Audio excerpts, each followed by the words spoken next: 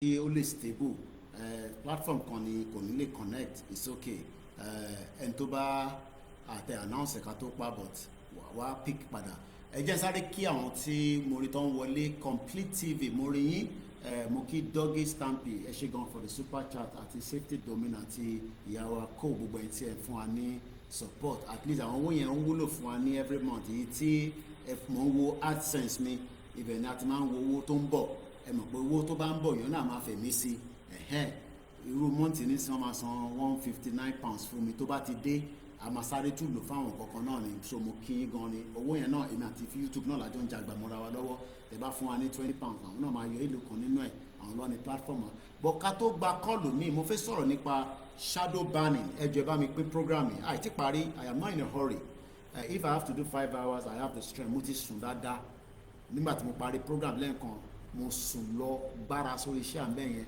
bẹ́ẹ̀ ni tí màmá máa datọ́ bẹ́ẹ̀ tán náà ní kùmọ̀ iṣẹ́ yóò easy máa jókòó ìbàdí gbogbo ẹ̀ àwa máa náà fi ń ṣe Yorùbá nation àwa sọ́dẹ̀fẹ̀ ìgbà tí mo jí mo mu pepper soup mo fi mẹ̀kọ́ tó dáa ká tó wá bẹ̀rẹ̀ program so I am not joking we are not coming here to come and be playing tí bá fi ṣeré tí bá fi máa ṣe content tí bá fi máa dẹ́rìn pa yín tó yẹ pé nǹkan máa ṣubú lórí iṣẹ́ àgbà àṣekó ìkìtẹ̀ fún ní báyìí but tá a bá délẹ̀ lérí we can do a lot of things so jẹ́ kí n mò ń bọ̀ lọ́dọ̀ yín bàbá mi Freedom mo ń sọ̀rọ̀ nípa reason tẹ́ ẹ̀ ṣe rí mi ní all the time òun ló ṣe ń pè ní shadow ban. Shadow ban is a subtle form of censorship where Koiki Media platforms kò ń ṣe yọkan Instagram mo kí ẹ yí innovate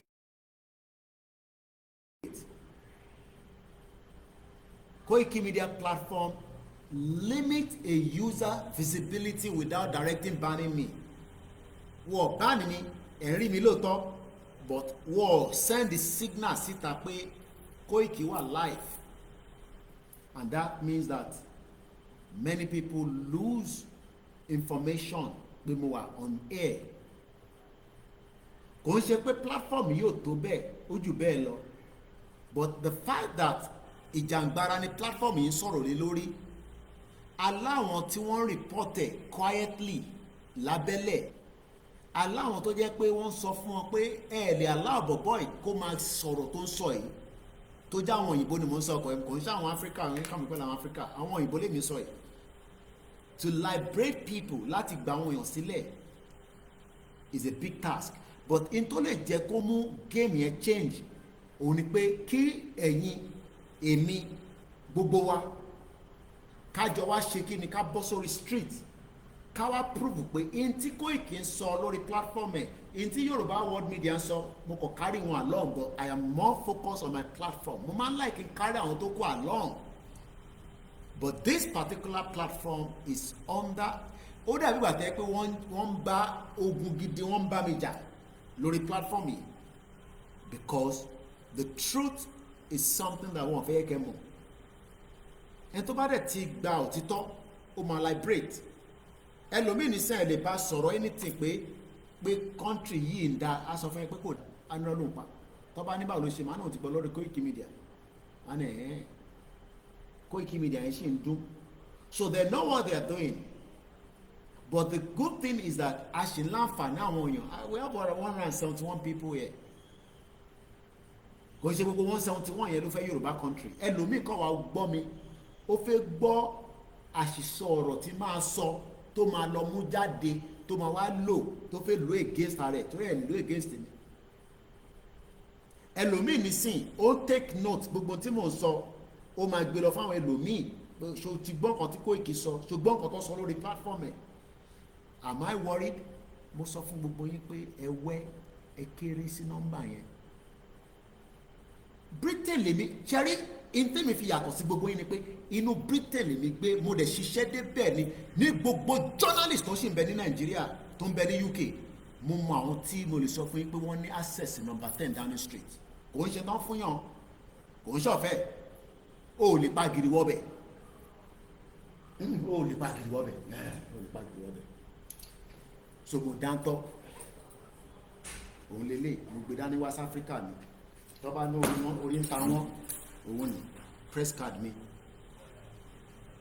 sórí I move with it bí ṣe ń lands Africa mo ń jẹ́ kọ́ mọ̀ pé journalist ni mí iṣẹ́ tí mo dẹ̀ ń ṣe lélẹ̀ ṣe ilé ìrìn sọ̀rọ̀ ẹ̀rọ máa wá gbé ẹ kíníkan ẹ lè máa fi yẹn dẹ́rùbà àwọn tó wà nílé ẹ lè fi dẹ́rùbà mí o yàtọ̀ sí yẹn a tún wá ń sọ fún Ọlọ́run pé tó bá jẹ́ pé irọ́ làwa ń pa pé gbogbo ìta wa ń ṣe lórí social media yìí à ń ṣe rọ́ mo kí ẹ Clement ó ṣe kú ìtọ́jú all the time tó bá jẹ́ pé irọ́ là ń pa èmi ni mò ń sọ I'm not speaking gọ́mọ̀ mo tó lókàrú kó ń ṣe nu yàrá ẹ o tó bá jẹ́ pé irọ́ ni mò ń pa pé kílẹ̀ Yorùbá kó má dúró kílẹ̀ kó yọ̀ mí kí má jí láàárọ̀ ọ̀la kò ń ṣèpè mo ní Yorùbá nation yìí abáyín fàtàn lẹ̀ ẹni máa kú ló máa kú nu yín ó kù díẹ̀ ẹ jẹ́ ká jáde kíyàn kan dé wa lọ́nà ẹ fẹ́ bọ́jọ́ lọ́jọ́ lọ nìyẹn ẹni wèrè ẹ ti ń ṣe tipẹ́ ẹ ti ń dẹ́rùbà àwọn ọmọ Yorùbá tipẹ́ èmi ní máa kí gbogbo ara wa láyà máa kí wọn láyà ìyàwó mi ò láì gbogbo tí mo sọ láàárọ̀ yìí ó bá mi jà ó yẹ kó sọ pé ó ní ìtò ti sọ síta kò lè kó ọ lè sọ pé ò sọ mọ́ ìyá ló ń bá mi sọ̀rọ̀ mọ́ kan ní mo ti gbọ́ ni bí ó ti sùn nísìn kò rí lè focus ní tí mò ń ṣe. You think I am scared of anybody? Gbogbo vn tẹ́ ń ṣe gbogbo mẹ́sẹ́jì tẹ́ lọ ń bọ́ lóyè tẹ́ ń sọ fún lóyè kó ìkíyàn lọ wọ́n ẹ̀ lọ́wọ́n kó ìkíyàn lè dárín àmà tó lóyè rò number one and secondly máa sọ fún yín yàtọ̀ sí pé mo jẹ́ journalist máa bá yín fa bá wèrè tó tán lẹ̀ ìta àfa lọ yìí máa bá yín fa wèrè tẹ́ rí mo ń tọ́jú ẹ̀ pamọ́ ni torí àwọn ìyá mi tó ń pè mí gbogbo yín tẹ́ máa ń pè mí kó ìkí ṣọ́tọ̀ yín tó máa ṣe yẹn tó náà fẹ́ ṣe ìwọ tọ́jú ẹ̀ sápamọ́ èèyàn márùn ní gbogbo state kankan máa build wọn fún yín wàá bà nǹkan jẹ́ máa náwó yẹn délẹ̀ ẹ̀ ní ṣoríire ó kù díẹ̀ you think we are joking mo ní ilẹ̀ Yorùbá ìṣe tó bá jẹ́ pé ẹ̀mí kan tó ń bẹ lára ẹ ló fẹ́ fi wá bá tilẹ̀ Yorùbá jẹ́ ayọ̀ ẹ̀mí yẹn kúrò kúkú máa lọ mo ní Tinubu òtún tó ń pè rẹ̀ eré mélòó ló lè sà kódà tó bá gbé gbìgbìgbì àbí tó ti gbé gan sọ ó lè kú dànù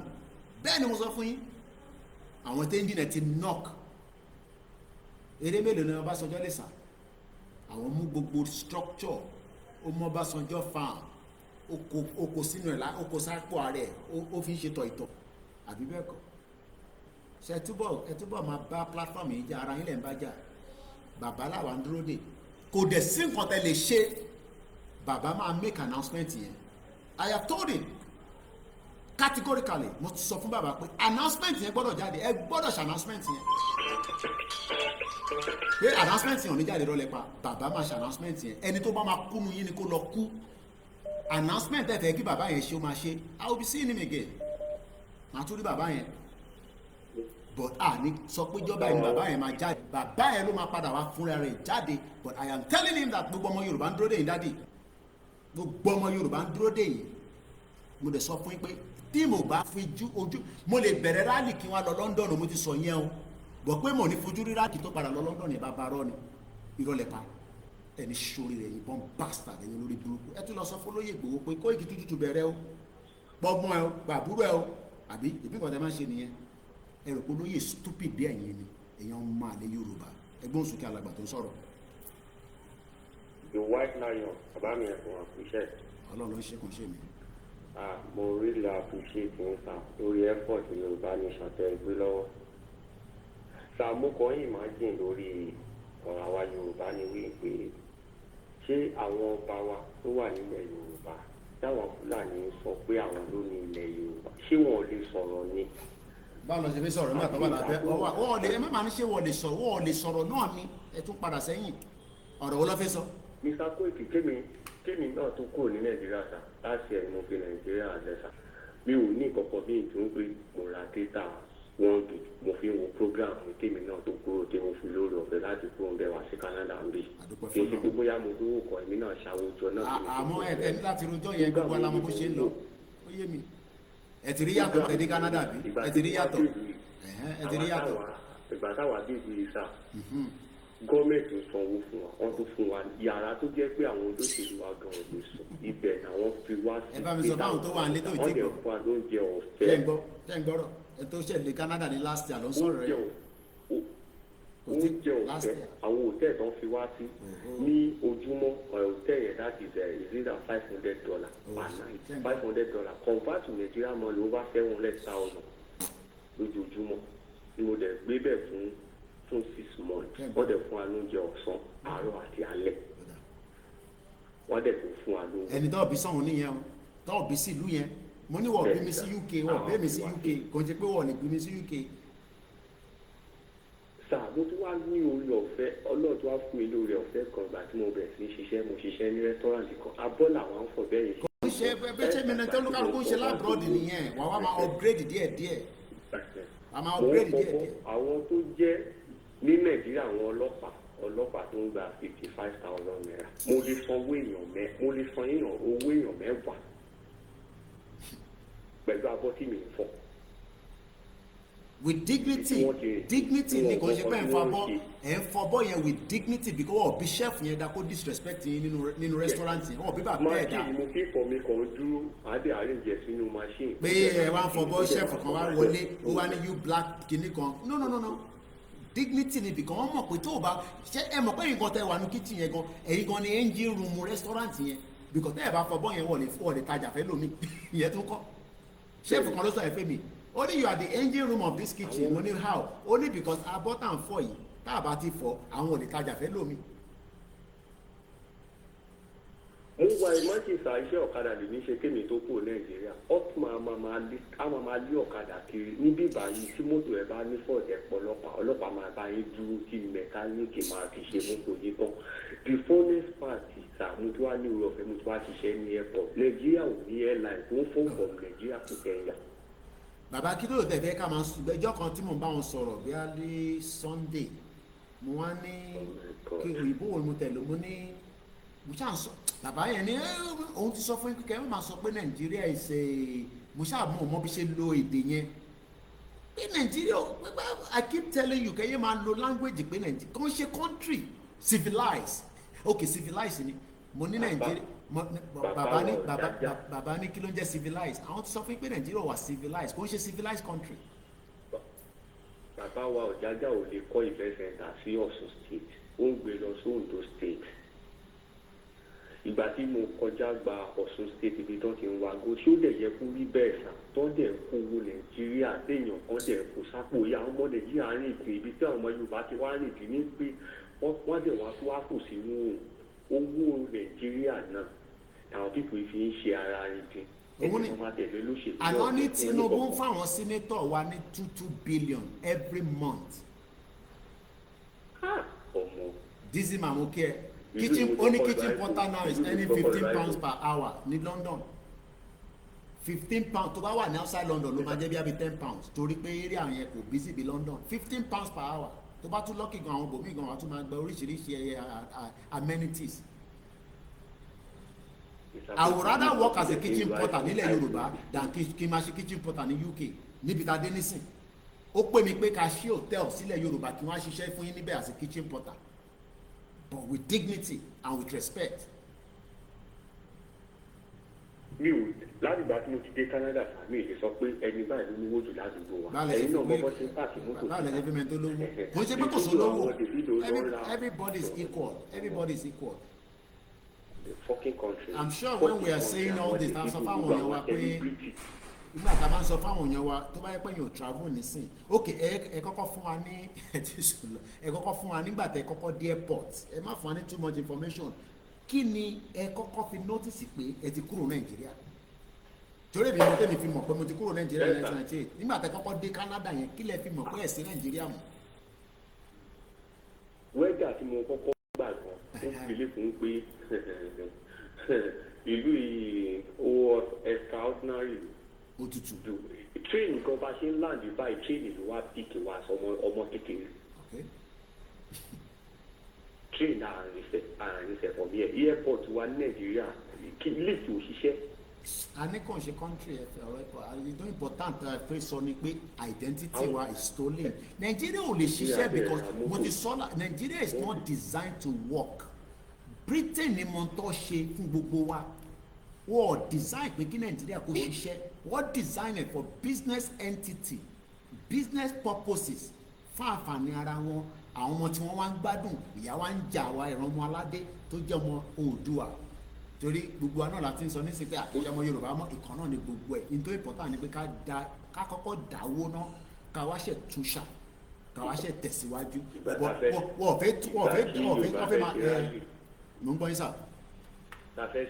ta fẹ́ ṣe rálì ńgbà yẹn ẹ̀ka ojú tìbí náà kó Nàìjíríà ni wọ́n ní pé Yorùbá nation ìgbà tá fẹ́ ṣe rálì ńgbà yẹn táwọn èèyàn kan lọ dàrú àṣẹ bí wọ́n ti tẹ́ ní sáwọn bàbá wa lára kan ibi tí mo wà yẹn fa èmi gan ojú tìbí pé mo ń sọ fún wọn pé bísíǹsì dẹrù pé sẹ́ẹ̀lì kan lẹ Nàìjíríà tẹ́ ẹ̀ bá ní nǹkan yín gbà bí ò mọ̀ ń pẹ́ àwọn ọlọ́pàá tí mo ní Nàìjíríà mo ti sọ fún wọn tẹ́ bá àtàkì àwọn èèyàn máa pẹ́ ta ló sọ fún ẹ pé rálì wọ́n gbọ́ kọ́kọ́ rálì ní ti ṣàlàyé pé ó ní gan ojú tì mí gan láti sọ fún wọn Yorùbá nation náà ń pè ìkọ́ nǹkan tá a rí wọn rí ogun tí máwọn kan ogun máwọn kan bọ́ọ̀rọ̀ ilé ayé ṣe ẹ má bínú torí pé àwa náà ẹ̀ṣẹ̀ lè bí báyìí sá mo mọ̀ pé lágbára Ọlọ́run. ẹ bá tẹ̀ wọ́n rí pẹ́pẹ́ fi nǹkan ránṣẹ́ àdúrà ni àwọn tó wà ń lé ni kẹ́ ẹ máa tọ́jú ṣẹ́rẹ́ mi àwọn tó sì ń tọ́jú mi sì pọ̀ dáadáa tọ́lọ̀ bàbá mi ẹ máa ṣe no problem.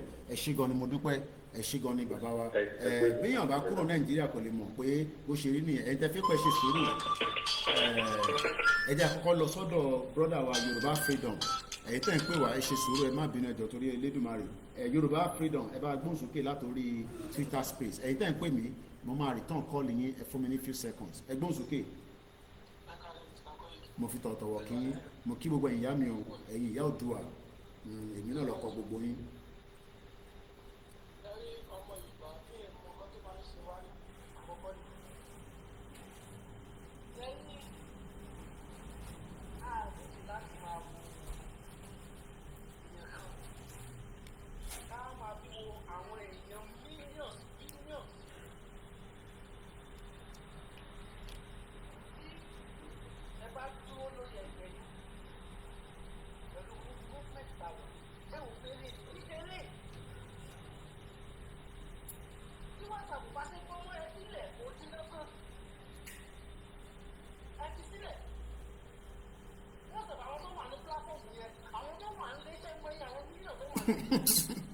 WhatsApp tó gbà ju 1000 lọ. mo release state, mo sọ̀rọ̀ nípa, ẹ má bínú brother mi, mo sọ̀rọ̀ nípa Naija 2. ẹ lọ wo àwọn tó ń comment lórí BBC, ẹ lọ wo gbogbo bí tó ti gbé story yẹn sí. ó ti ju more than 1 million people tó ti gbọ́rọ̀ yẹn. ẹ rò pé àwa nìkan la gbọ́ ni. ọ̀rọ̀ tí mo sọ nípa Naija 2 yẹn tí olóyè ní ká release yẹn, ẹ lọ wo èèyàn millions tó ti gbọ́. àwọn yẹn náà wọ́n gbọ́ pé DSS kò tí ì folóyè sílẹ̀ àkáǹtì Tinubu, gbogbo tí mo sọ yẹn rò pé wọ́n ti gbọ́. ní WhatsApp group ò dáa, but ẹ má lo WhatsApp group máa fi sọ pé òun lẹ máa fi géèjì tí bàbá Akíntóyè sọ, bàbá àgbàlagbà bí àṣà máa bí i, bàbá àgbàlagbà, bàbá 90 years old. èèyàn kan tó ṣẹ̀ wá sọ fún wa pé bàbá 90 yẹn, mò ń bọ̀ brother mi má bínú, pé bàbá yẹn ọmọ tó sọ, pé bàbá yẹn ò léètò, kò mọ ibi tó fètò sí. ẹjọ́ torí Ọlọ́run má gbé yẹn dẹ́dọ̀ wa bíbá yó. ẹgbọ́n sókè bàbá mi.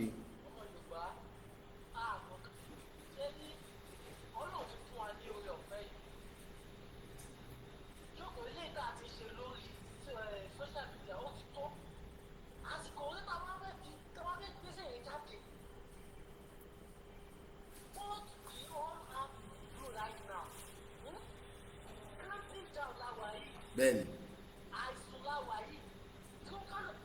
àti bá ṣe lẹ́dẹ̀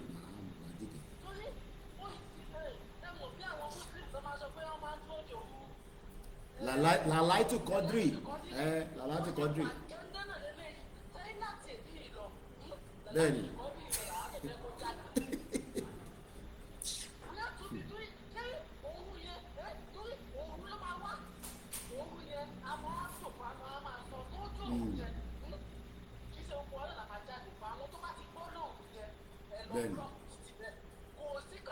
bẹ́ẹ̀ni kódà ẹlòmíì máa jí láàárọ̀, ẹ máa bá wọn kan tó ti wà níta ni.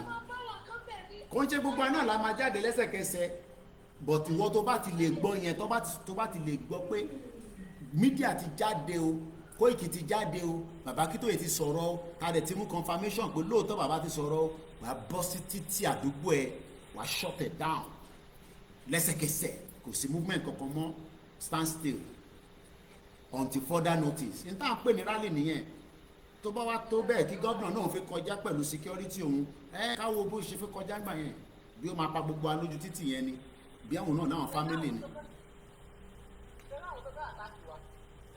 wọ́n tẹ̀ ní àtáàkì wa àwọn kan ní àtáàkì wa wọ́n ti ń gbọ́ gbogbo tá à ń sọ torí kò sẹ́ni tó fẹ́ àtáàkì anybody but tó bá àtáàkì wa we will do whatever we need to do.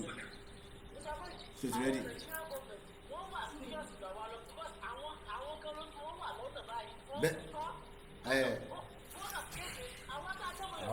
àwa ní WhatsApp group à ń discuss ara wa nínú WhatsApp group.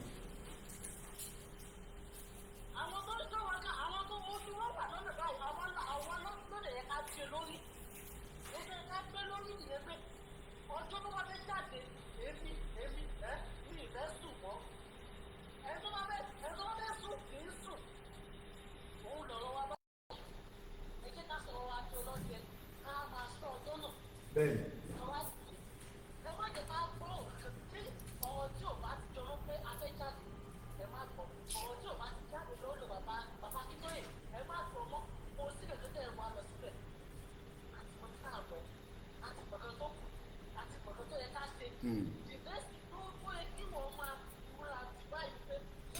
Kí ni preparation ìwọ? What is your preparation? Kí ló múra kalẹ̀? Everybody must prepare. Kódà kò sí nǹkan tó lè fi prepare. Irú kí ni nísìn UK ni mo ti mú wá bó ṣe wà nísìn black tape ni bó ṣe rọra kéré oníṣẹ́ tó lè ṣe. You will prepare because bó ṣe wà báyìí nísìn mo lè fi lock ilé nísìn together bó ṣe rọra wà báyìí nísìn bó ṣe wà báyìí tí bá fi lock kìíní màá fi lock ẹ̀ ìwọ náà lọ wọ́ okùn oríṣiríṣi nǹkan la máa lò ó ṣe boy scout rí ni.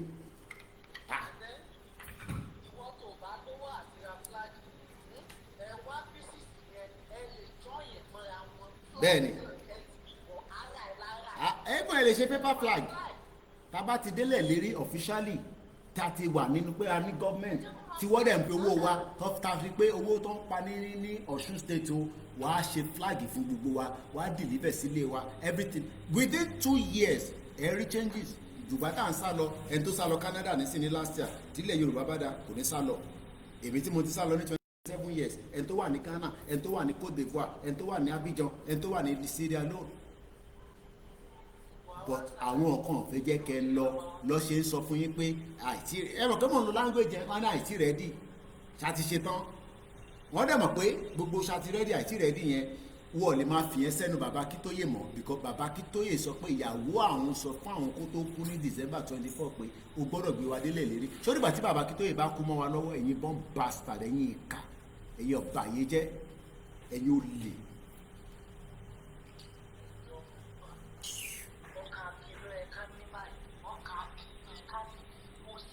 ẹnu ẹni mo gbọ́dọ̀ wà.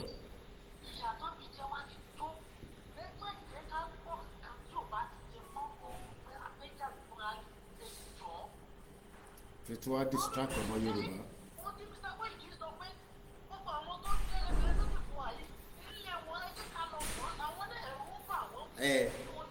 à ń fún wọra wa ní mẹ́ni program àárọ̀ yìí ẹni tó bá farabalẹ̀ gbọ́ program àárọ̀ yìí o ní láti túṣẹ̀ máa wá bèrè ẹni tí mọ̀ gbogbo tí mo sọ níbẹ̀ lọ máa mọ́nítọ̀ ẹ̀ ṣé mi ni màá tún ṣé kí n mo ní láti fún yàn lówó láti sọ pé ìbò ni sínétọ̀ yìí gbé lọ́ṣun state ìwọ ló mọ̀ pé sínétọ̀ yìí ó gbọ́dọ̀ lọ fún un sílẹ̀ o ní láti sọ fún ọmọ Yorùbá nation nìyẹn wàá lọ sí garage wàá lọ káàkiri wàá lọ mọ ibi tó ń gbé ìbò ni businesses ẹ̀ wà ìbò ló páàkì mọ́tò èmi inú wọn ní mọ́tò ńláńlá tó páàkì sí àwọn wèrè ibì kan ẹgbẹ́ àsìkò bá tó ẹ fẹ́ ká máa fi gbogbo ẹnu sọ̀rọ̀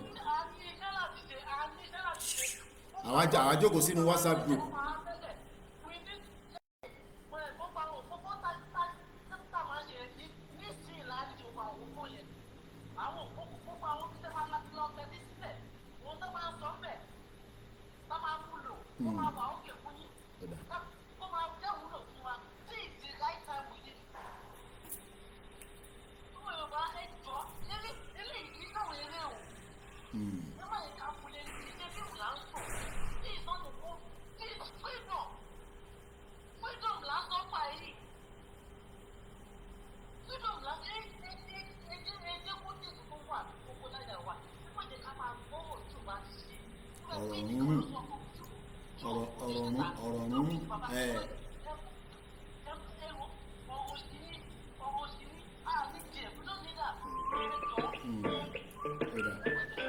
ẹ má ti lọ bàbá bẹ dúró síbẹ̀ àtúpadà wá bá yín ká lọ ẹ̀yin tẹ́ ti pè tẹ́lẹ̀ má rí tán kọ́ọ̀lì yín mo ti rí gbogbo àwọn miss calls yẹn ẹ bá gbóhùn sókè ti wà lórí ètò ṣe fi dá sí ni sà. ẹ̀ka alẹ́ ṣe fi dá sórí ètò ni. bẹ́ẹ̀ni sà ẹ ti wà lórí ẹ̀ tó ẹ̀ ráyè dá sí lọ́sàn-án ẹ bá dá sí nísìnyí mo kí gbogbo ẹ̀yin tí ẹ pé bátìrì sẹ́ẹ̀lì yín ti ń kú báyìí ẹ máa ṣépè fún gbogbo àwọn tó bá ní kí Yorùbá nation rally kó má dé fún ìyàtọ̀ ń fẹ̀yìn jẹ bátìrì tèmi ò lè kú bìkan mo níná níbi tí mo wà nínú Áfíríkà iná rẹ̀ lè kú mọ́ mi lórí torí mo lówó máa fi máa charge ó wá expensive lóòótọ́ Africa is an expensive place bọ̀ wọ́n fi àjẹyìn ẹgbẹ́ òsókè alàgbà wa. bọ̀dá mi ẹ wò ẹ ṣeun gan Ọlọ́run máa fún yín ṣe ẹ̀yin náà ẹ ní kú sọ́nà bí èṣù lágbára lọ́wọ́ gbogbo àmàjọ délẹ̀ lérí yẹn. pẹ̀lú gọlọ́run. ṣe rí ètò tẹ́ ṣe láàárọ̀ yìí òun náà lè mú ọ̀pọ̀ òun náà lè padà wá ṣe àfikún ẹ̀ lálẹ́ ṣe rí ní Nàìjíríà nílẹ̀ Yorùbá àwọn politician wa wọn ò fẹ́ jẹ́ ká lọ rárá wọn ò fẹ́ jẹ́ ká lọ ẹ wo àwọn líìsì àwọn senators tẹ̀pẹ̀tẹ̀ kà fún aláàárọ̀ yìí èmi náà wá padà lọ mo wá padà lọ wo àwọn orin kan tá à ń kọ ìgbà tá a wà ní school wọ́n máa ní parents listen to your children.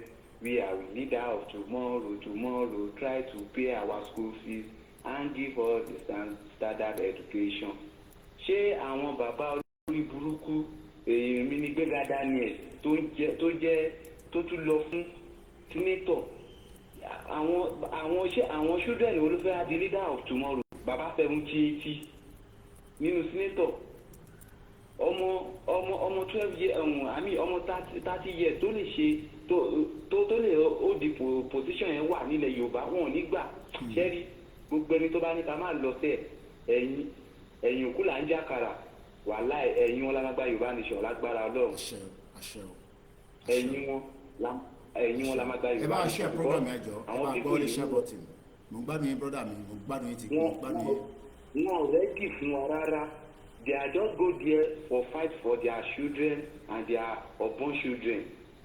wọn fight fún wa Yorùbá nation ẹ gbọ́gbọ́ lọ́nà gbogbo ọba kọba tábà ti jáde ọba tó bá jáde tó bá sọ̀rọ̀ tí ò yẹ kó sọ lẹ́nu àbí politician tó bá sọ̀rọ̀ tí ò yẹ kó sọ lẹ́nu a máa lọ visit ẹ̀ ní palace àbẹ̀tẹ̀ máa lọ visit ẹ̀ nílé ẹ̀ kọ́ máa gbọ́ káwọn náà kọ́ máa fi jára wọn gbọ́ ẹni fún wa ló ń wọ̀ọ̀kì àwa náà máa jáde níta máa lọ ṣe wọ̀ọ̀kì tẹ fún wa a máa jáde a máa lọ. ẹ lọ máàkì gbogbo ilé wọn sílẹ̀ ni mo sọ kò ń ṣọ̀rọ̀ pé à ń threaten wọn ẹ lọ mọ gbogbo ilé wọn gbogbo businesses wọn gbogbo girlfriend wọn ẹ lọ mọ ìdílé wọn so that a bá ti jáde fúrálì yìí torí ẹ bá sọnù wọn tó náà òun ọmọ tá à ń sọ à lọ sọ fáwọn ìdílé ẹ pé ẹ tètè pé torí tá a bá tún máa padà wá lẹ́lẹ́kejì à ní sọ fún yín nǹkan tá a máa ṣe fún yín ẹ lọ sọ fún wọn sílẹ̀ tó bá lórí wọn pé ni.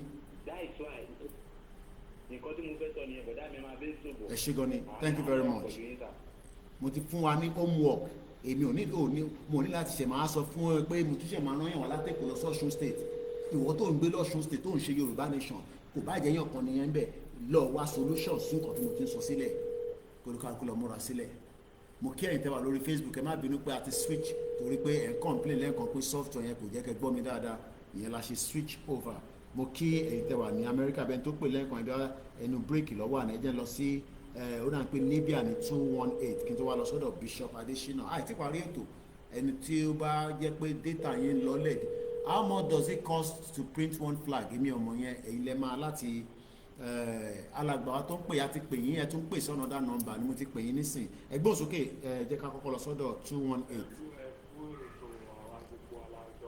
ẹ ṣé gan ni mo ti kí yín. Bàbá mi máa ń sọ̀rọ̀ púpọ̀ tó torí mo máa ń láìka action yẹn la dúró lè fún wa. Ó dà sá. Àwọn àti múra sílẹ̀ no problem. àwọn òkè ń gbèrè kò dápẹ́ kí wọ́n àti múra sílẹ̀. Ṣé rí àwọn ọba tí ò lè sọ̀rọ̀ yẹn kì í ṣẹ̀bi wọn. Ẹ mọ̀ pé ẹni tó bá jẹ́ ẹrú tó bá jẹ́ olórí ẹrú ẹ̀wọ̀n pé kì í máa think straight. Wọ́n kì í ronú straight torí ìwà ẹrú yẹn ó ti mọ́ wọn lára.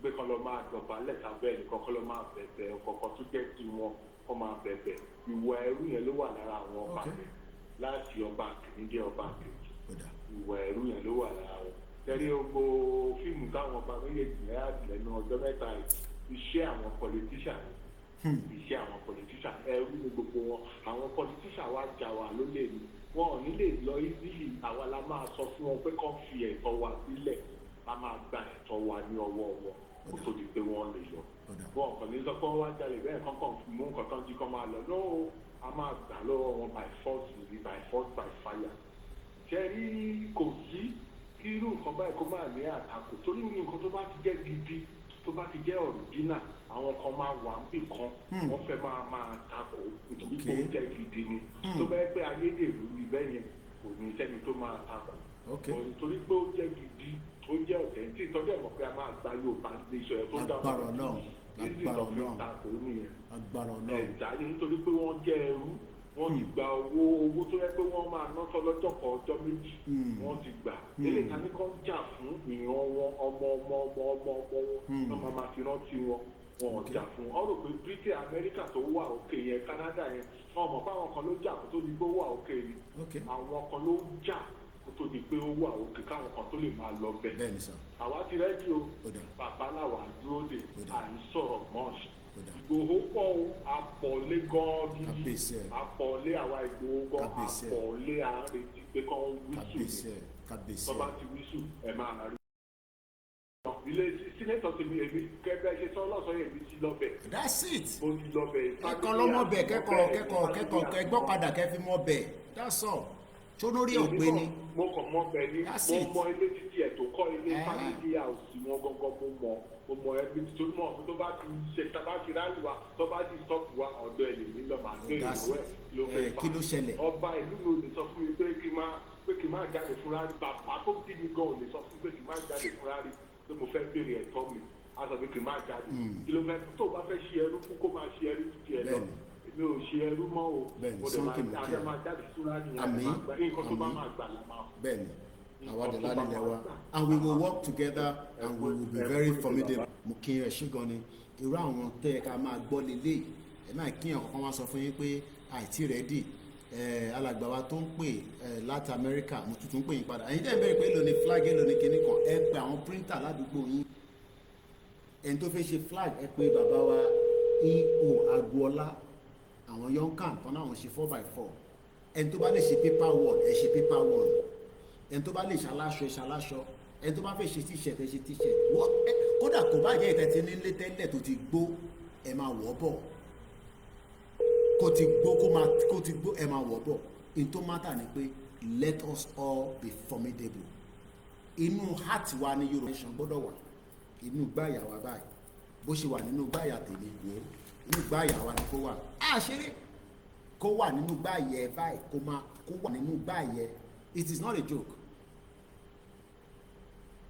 and Yorùbá nation Odùduwà republic Odùduwà nation it is a must a máa fọ́ kòkò ọ̀bẹ Britain gangan ní ìdààmú gbogbo wa kò ń ṣe anybody ẹ jẹ́ lọ sọ́dọ̀ bàbá mi Kenzie àwọn tó bá náwọn fẹ́ country pé ṣé rálì la fẹ́ fi gbà ẹni kọjọ́ kò sínú yàrá ìyàwó wọn kí àwọn máa nọ́ọ̀sì wọn ẹgbẹ́ òsókè Kenzie ẹ káàbọ̀ sórí kan náà ètò ní ẹ̀sà.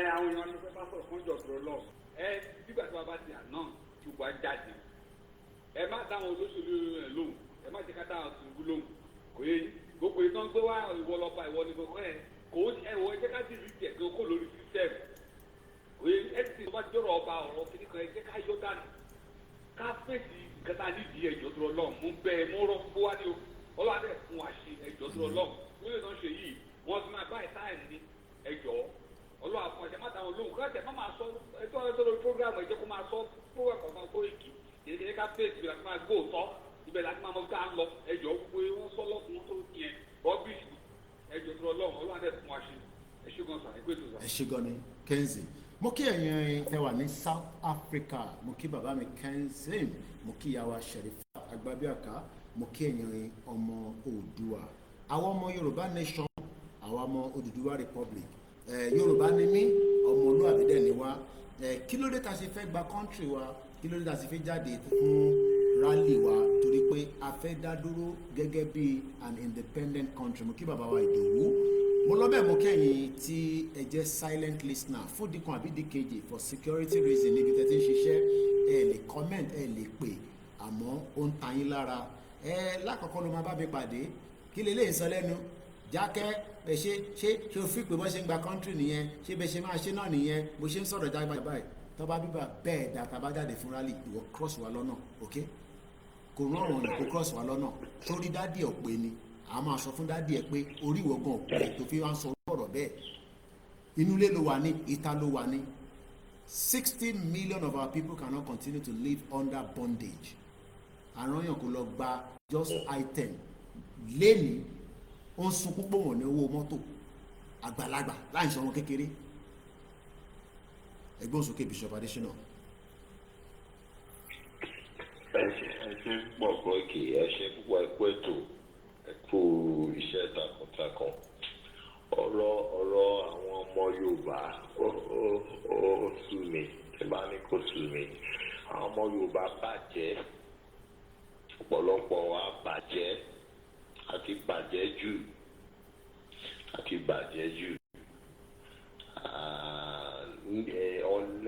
ọ̀lẹ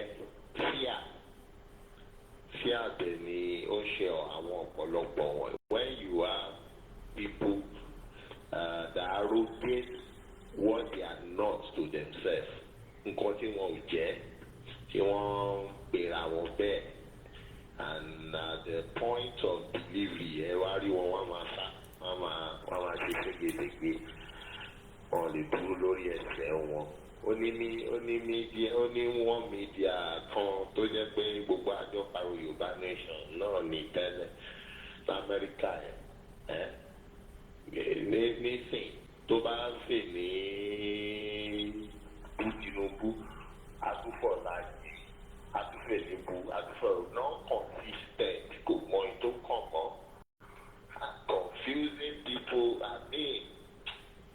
ó ṣe mi láàánú and we have people immediately sọ́nà the other time tàwa pẹ̀lú bàbá mo sọ fún bàbá mo ní dá Amẹ́ríkà gbogbo àwa ta ní Yorùbá nation ni wá ní Amẹ́ríkà yẹn 95% are compromised ní Amẹ́ríkà the trump about to be careful for all of them Yorùbá nation agitator in America ni o Canada ni o 95% of them they are all compromised àti tó ṣì ń bá wa move o àti just be careful for them ó bóyá ó ní separate meeting báwọn tó ń ṣe lẹ́yìn ìjù because all of them gbogbo reasoning wọn yàtọ̀ sí gbogbo reasoning wa níbí báyìí àti UK o àti Africa reasoning wọn lọ́hùn yẹn lamẹ́ríkà ẹ̀ yàtọ̀. How will you be in a strange land where people fight? America fought for their freedom. They should go and read the history of America. How people, that's why today America legalized gun for their citizens. It's a freedom, a land of freedom. Everybody are free. It's a land of freedom because every individual rises up to support the liberation of United States of America.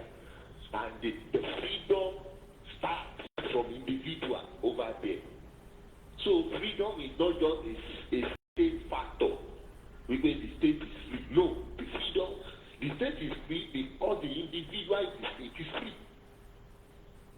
Now you went, you left this Bangladesh here and went to the country that people fought for, and you are enjoying the goodies, the freedom, the rights that these people create for themselves. Leaving your own home, your own where you came from, left your people in penury, in slavery, and ẹ̀rù Ọlọ́run dẹ̀ bá wípé nǹkan ṣẹlẹ̀ nílé tí ò dá whichever way that I can use to support and these people should be free I should just support it. Tọ́ba máa jáde náà ní whichever way I should read his money if it to hire something to support them. we should form a group to assist them. The PTA need to discourage people from doing all about be deceiving them. Yoruba, he turned Yoruba Nation to a comic. Also, Yoruba Nation, the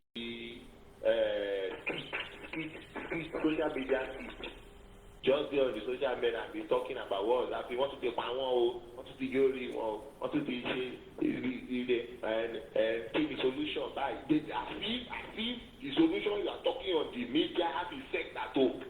Who is listening to you? Who is collecting your idea? The governor or the president or whoever is ruling, did they know you or did they even care about you? Bishop, even as worst as the economy of UK right now, don't sọ̀rọ̀ inflation. Mo wo video kan nísìn, ẹni iṣẹ́ posted 8 hours ago. One in Nigeria under Tinubu economy, a lady shows how a ShopRite looks like in Ilorin. Gbogbo freezer yẹn wà empty, gbogbo share omi nìkan lọ́tò sí, gbogbo empty pátá, kò sí nǹkan kan nínú ẹ̀ ShopRite ní Ìlọrin. Nation pride, imagine. Òun ni mò ń wò báyìí, fídíò ẹni mò ń wò lọ́wọ́lọ́wọ́ báyìí. Imagine. I was shocked yesterday when there is a woman that always bought provision from my wife's store. For the first time that yesterday, noodles and spaghetti and wípé ó di Sunday kóhun tó sanwó ẹnu wá yà mí pé mo mọ woman yìí náà store ẹ full náà nǹkan ṣẹlẹ̀ even àwọn tó ní owó gan fìlẹ̀ pé nǹkan ṣe yóò fara rọ nǹkan gbára wọn. Now look at the statement of the what's his name governor of Oyo. Police shot at a 18-year-old boy and killed the young blood. No outrage. Everywhere quiet. The people did not block the governor's office. The people did not block the police station. The people, no. Everybody calm and feel is normal. And when the governor wants to speak, the governor said they investigate that the man that the police shot his son go against the traffic rule of your state. Is that the killing of the person's son? Is the answer? He said that's what happened.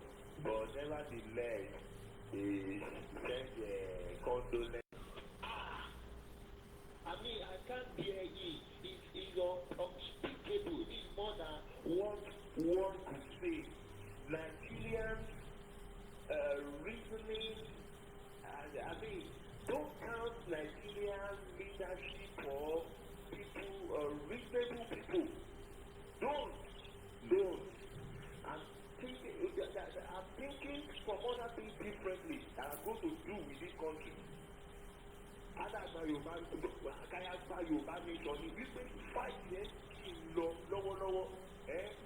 thinking of what differently I'm going to do. Oh my God. I want to wà ní abroad gan máa bá àwọn tó wọ́n pa ìlú lé wọ́n bá àwọn olóṣèlú wọ́n bá wọn sunkún wọ́n máa bá wọn sunkún ẹ̀yìn pa àwọn èèyàn lẹ́kọ̀ọ́ jáde physically ní bíbá yìí ẹnìkan mọ̀ sí abroad ẹ ò lè gba treatment ní bí ẹ máa fly out lọ gba treatment labroad ẹ̀mí èèyàn ò jọ lójú ní bíbá yìí ọ̀pá so. And you have a mad people. I won't go delay abroad nowhere. Discouraging people there, go my love. Am I daddy? Am I shaking it? Am I shaking it? Any my food, any my low my ye. I want people. If they say no, you won't pay me one. I be winning all of my army. Wọ́n sunkún burúkú wọ́n sunkún nígbà tí Boko Haram dé wọ́n ya dànù àmì tó lè bá Boko Haram jà aráàlú ló máa lẹ̀dí mọ́.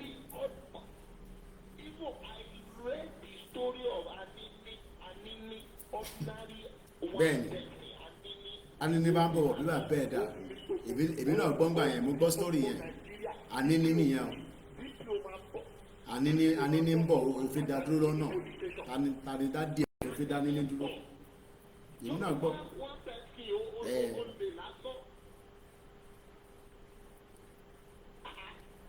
nítorí pé àwọn ọmọ Yorùbá ẹ̀ tí ìrírí mọ tí a ní gangan ni tábà mọ́ ta ní ni ànímọ̀ pé ẹ ká máa bẹ̀rù anything àṣà à ń bẹ̀rù.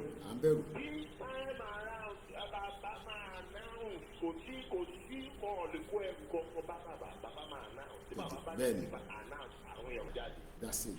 Ọlọ́pàá àbí àmì àbí ẹni government official abẹ́ni òṣìṣẹ́ wèrè kan àbọ̀mágbèrò kan abẹ́nìfẹ̀. Gbogbo mo ti instruct àwọn kan kọ́ lọ study gbogbo àwọn prison rally táwọn èèyàn máa ń ṣe protest báwọn ọlọ́pàá ṣe ń àtàkì wọn tó máa lé wọn kiri máa ní jágà máa mú ọkọ lọ study gbogbo kìíní ẹ̀ 3 times tẹ bá lé anybody àwọn èèyàn ní táwọn máa pápá di yín petrol náà máa dàbí gbogbo yín lára wọn lè dì náà di. kò jù bẹ́ẹ̀ lọ. ẹ máa jóná kú ẹ máa jóná láì lójú títì ẹ máa jóná kú ẹ máa ní jágà tí kò sí wàhálà wọn máa pray yín láti máa sọ náà sí kò ní gbà ní gbogbo yín ìlú àpàdéyàn.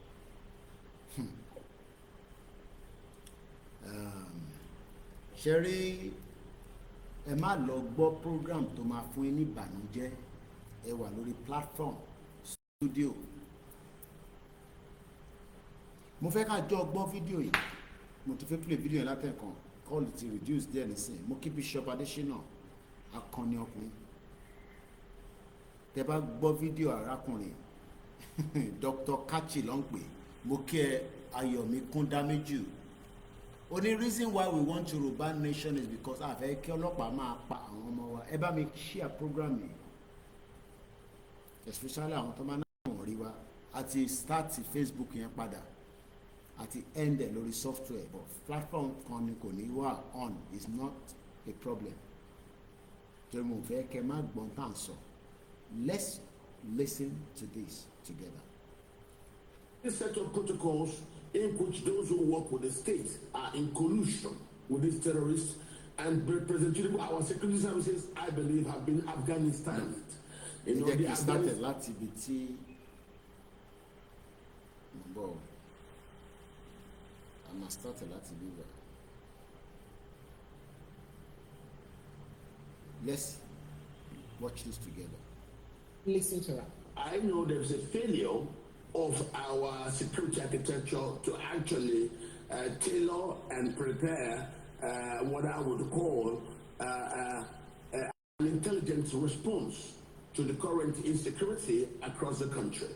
They might end up having us, resort to self-help. I know I have seen in several communities, people are now designing their own self-help strategies. And I even read some yesterday advising people, whatever you do, don't tell anybody, because when you speak, because of members of the state probably in complicit, collusion, as General Benjamin stated. It's not everybody that works for the Nigerian state.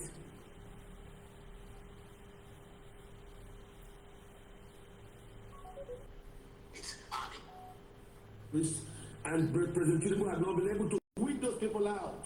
It becomes a problem trusting them, and that's why I can understand a sudden attempt to now resort to a new body called the Forest Guards. They may not be infiltrated, and that they may be able to build something that has not yet been Afghanistan. Our security services, I believe, have been Afghanistan. The Afghanistanization of the security services simply means the infiltration of our security services of those evil people, the terrorists, just the same way Buhari ran what he called a de-radicalization policy, which now got him to infuse members of the terrorist movement into the security services, primarily the army. And what did you have? Suddenly, these people infused and are the ones providing intelligence to those who didn't get converted, to the radicalization problem. So we have a problem. There is not a proper stating of priorities of state by Department of State, in this case, the Department of State Security. And what they are going after is not the proper thing to do. They should be gathering intelligence to tell the army or the police who to go and hold or to take away from the space so that we can have peace. They're not doing that. The crisis is still sustaining all across the country. People are being killed, and these militias are killing people everywhere, and nobody is doing a thing. So for me, the state is still very much asleep and sleeping right on the wheels. It is wrong to have allowed Atiku to succeed Buhari. It will be one Fulani after the other. And as you see, the Fulanis killing people across the country. Why? They want to appropriate the country. Be careful of the use of words. When you generalize. Allow me to use my words, please. Yeah, no, I'm saying this is a national tradition. Be very careful. And there are good people. I am speaking about national security. Hold on, please. My brother, this is a national security issue. Yeah. There is a war on. You want to pretend there's no war. That's a war. I'm only saying there are good people in every.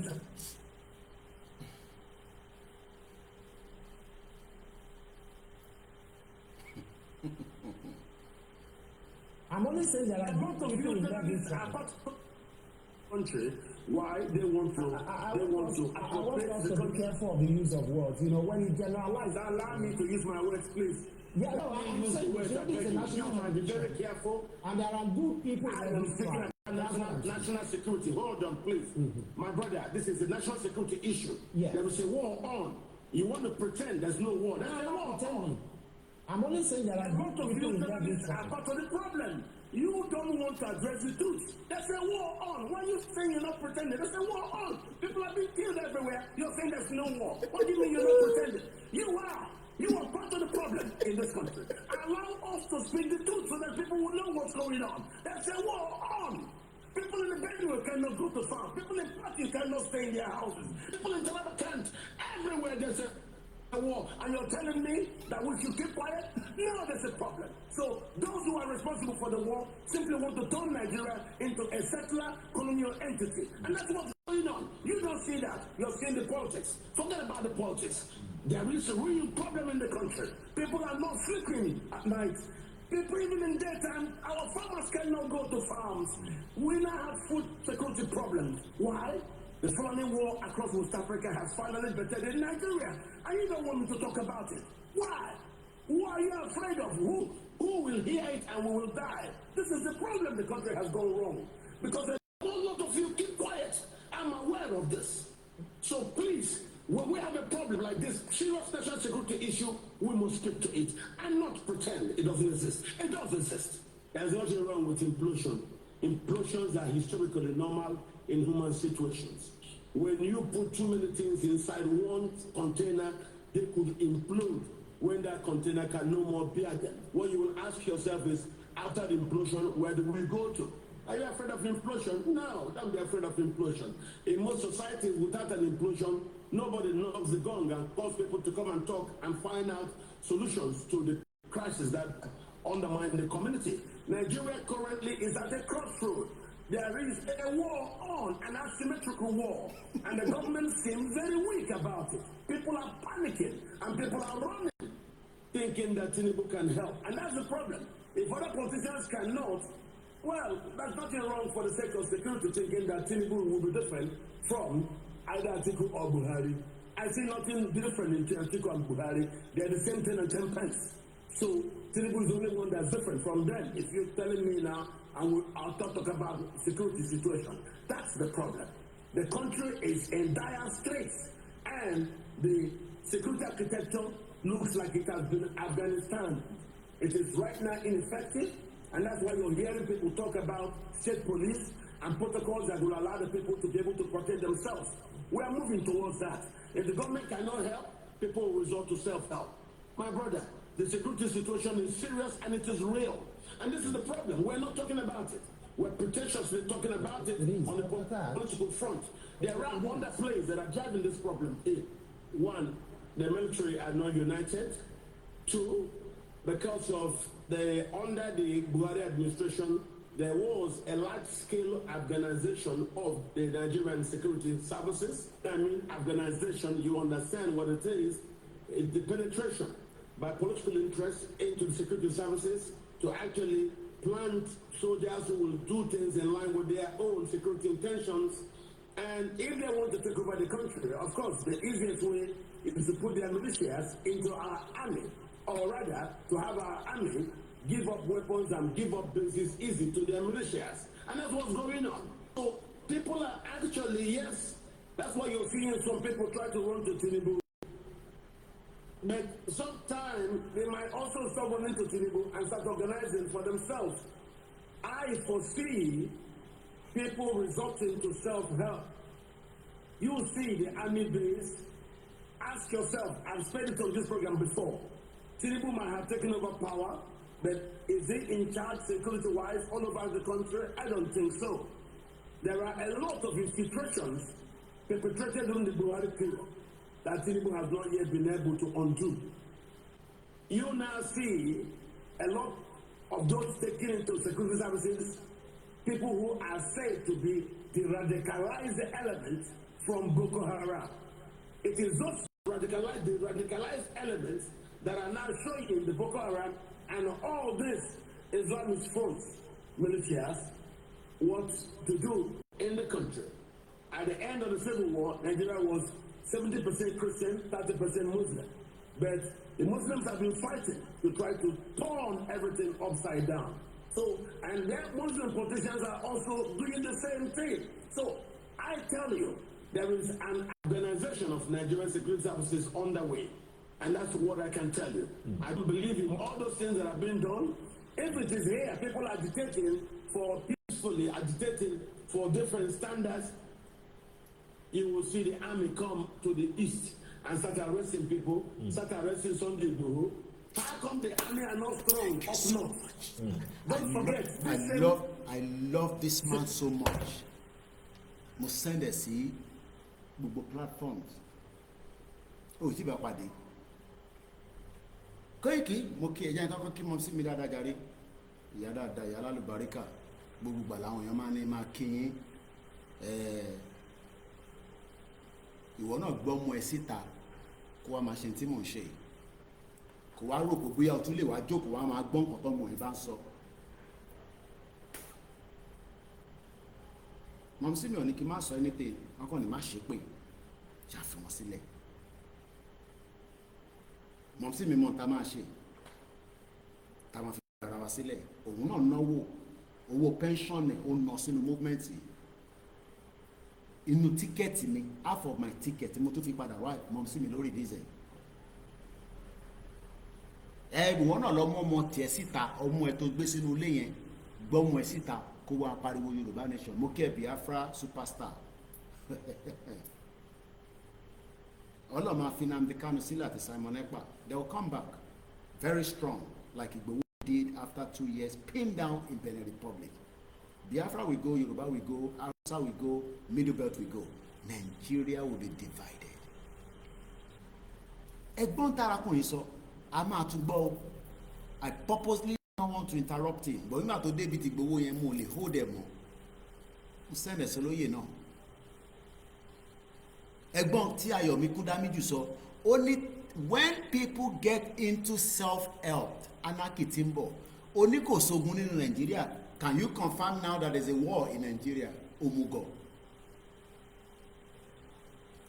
Kí má gbógun wá sínú Nàìjíríà o. Bí ogun o. Did you hear what the man said? Ògbọ́n ìbò tó sọ, a máa tún gbọ́ again.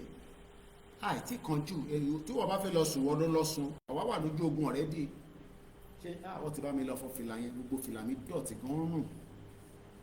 Sọ ti bá mi fomi gbóná fọ̀. Mo fẹ́ dé fìlà ogun mi yẹn ni. Ilẹ̀ rẹ̀ ṣú. Èmi ò dẹ̀ sọ pé torí àwa l'Áfíríkà, a gbọ́dọ̀ respect àwọn neighbors. Ṣé ti bá wà London náà, tílẹ̀ bá ti ṣú, a máa dá ẹ̀ down díẹ̀.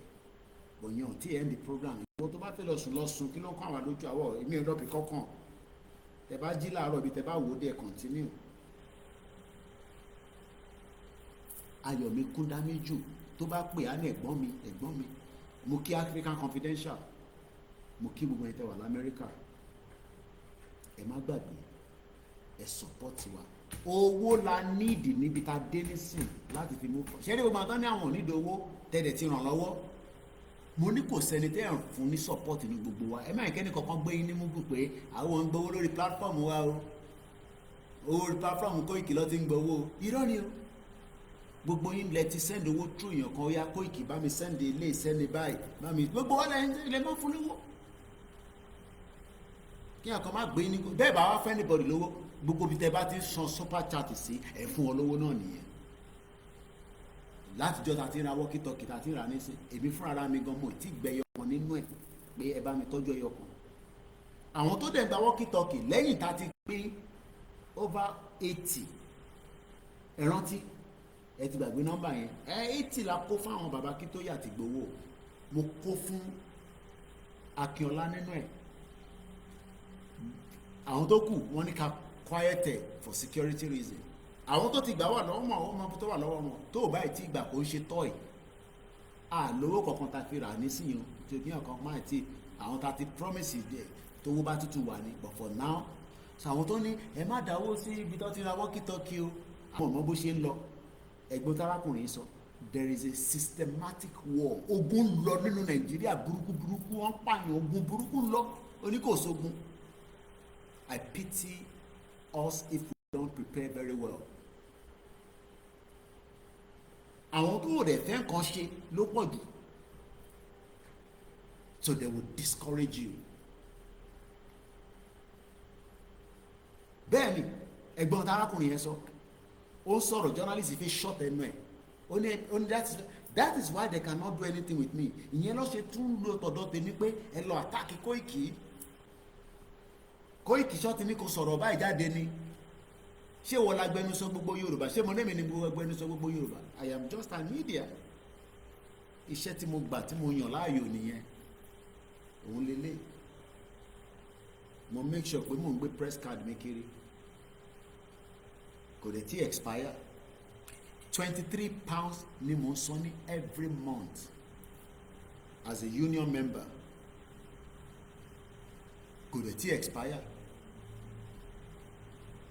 Ẹ bèrè lọ́wọ́ àwọn tó wà ní UK èèyàn mélòó ló ní access láti wọnú number 10 Downing Street. Ó rò pọ́n pa gidi wọ́bẹ̀ ni. I am proud to have walked my way to number 10 Downing Street. Tí bá ń gbé l'Amẹ́ríkà máa ti máa wọ White House. Bẹ́ẹ̀ lẹ gbọ́ lẹ́nu mi. Torí iṣẹ́ tí mo gbé dání ni kò jẹ́ kí n máa ṣe engagement à ń lọ káàkiri gbogbo àwọn event tó ń ṣe káàkiri àgbáyé. Yorùbá Nation ló ká mi kó. A journalist is meant to travel different parts of the world and report things. But bí àtàgbé Yorùbá Nation dání bó mo ti fẹ́ ráyè yẹn. So bó mo fẹ́ kẹ́yìn mi àti délé lérí tá a bá ti gba Yorùbá Nation wa. Èyí tẹ̀lé kí bàbá yẹn na flag. Mo lè sọ fún bàbá Akíntóyè mo ní we will stand behind you. Ìwọ ló máa na flag bàbá yìí. A máa make sure pé ìwọ ló na flag yẹn sókè. Ìwọ ni leader wa. Ìwọ ni president wa. Ìwọ ló máa na flag yẹn sókè. A máa make sure pé ó nà sókè báyìí. Ẹni tó bá máa tún ni kó kúnnu gbogbo yín. Bẹ́fẹ̀ bẹ́kọ̀. Mo kí bàbá mi Jídé Ajíkòbí. Ẹni tó bá fẹ́ kú tó fẹ́ ní àtàtàkì ní kó ní àtàtàkì ní gbogbo yín. Ẹ̀yin ìkà ọ̀bàyé jẹ́. Ẹ fẹ́ drag ẹ̀sẹ̀ yìí.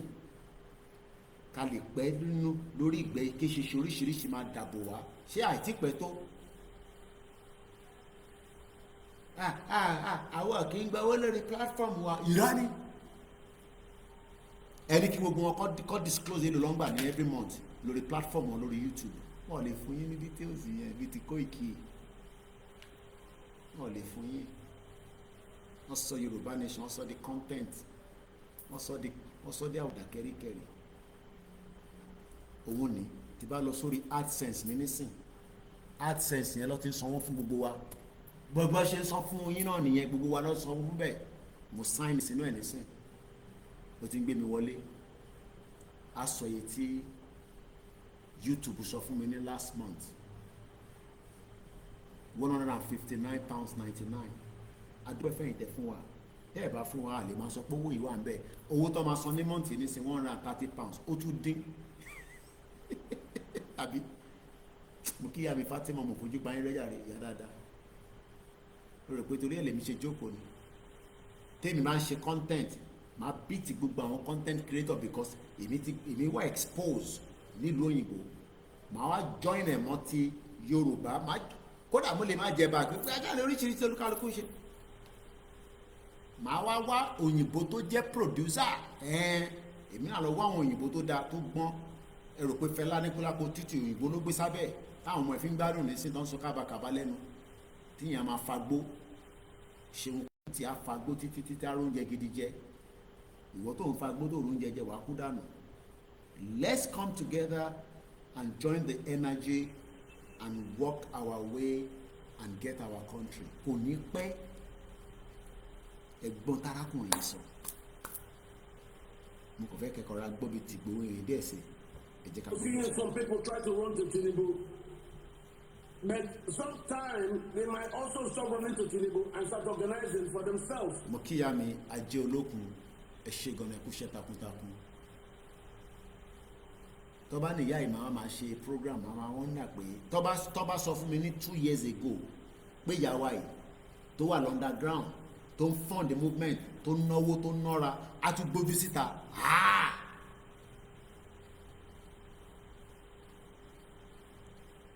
ṣì ìyá tẹ́ǹtẹ́ ń rí yẹn ajé olókun yẹn funded a rally mo ní dárúkọ state yẹn àwọn lọ funded pẹ̀lú owó ara wọn ó rò pé ọ̀nà tó fẹ́ fowó ṣe ọ sọ fún mi pé yà ń já wọn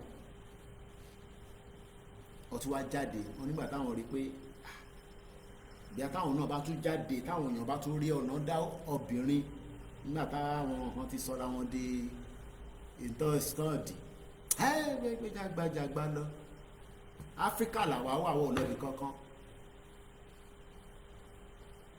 adẹ̀sí ń padà tí wà tá tún máa dé UK padà ẹni tó bá náà ní dé là ní dé bá bẹ́ẹ̀ ni mo sọ fún yín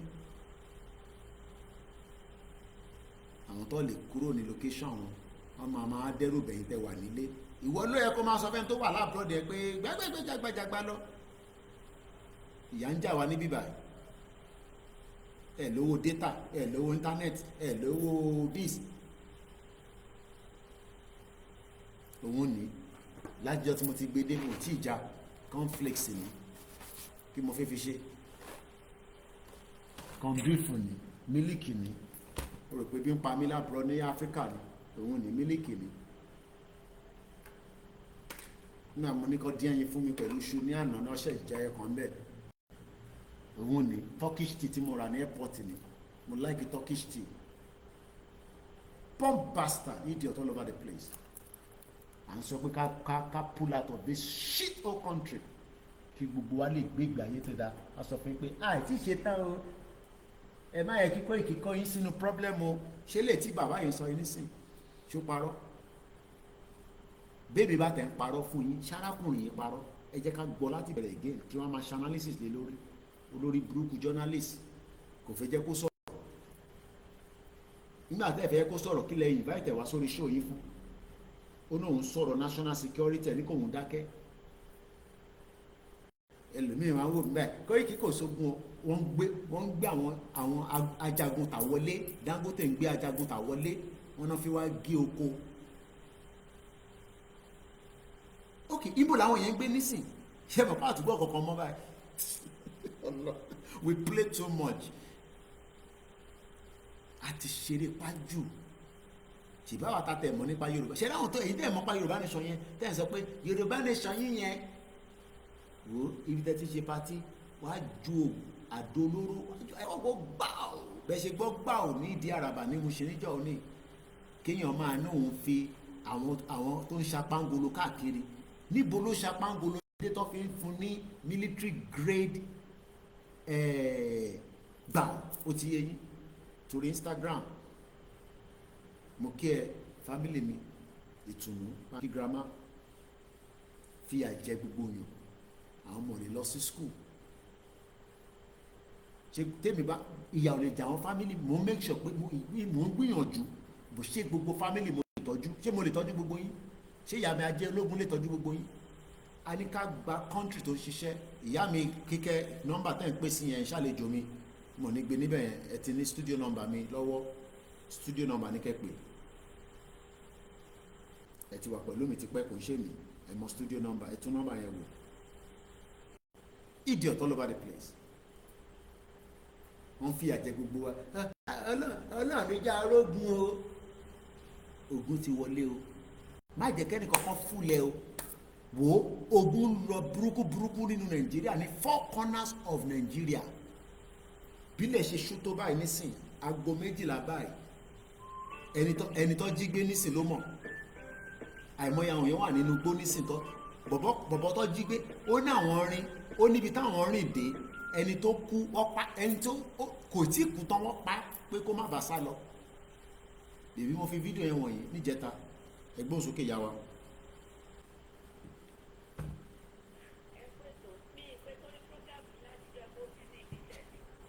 ọlọ́run fi sẹ́yìn wọ̀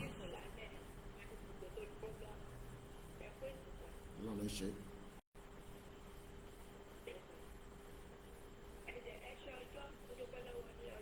kò tọ́pẹ́.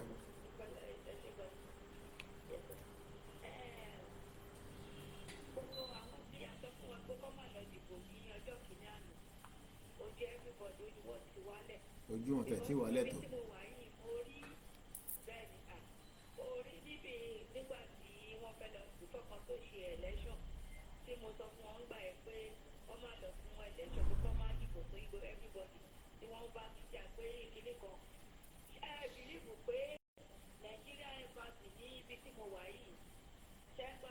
Loud and clear ma mọ́mọ́ ẹ máa sọ̀rọ̀ lọ.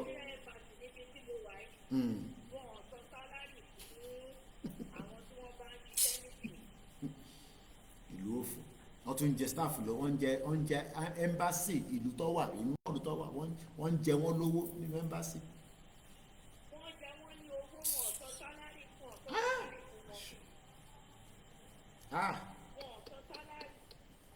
What a country.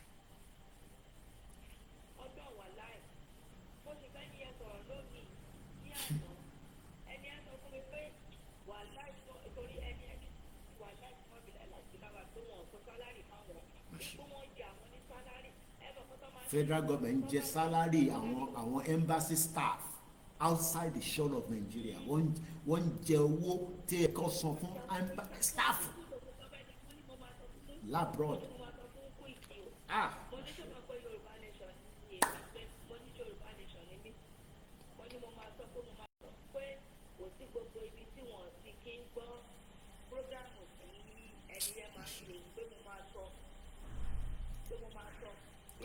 What a disaster.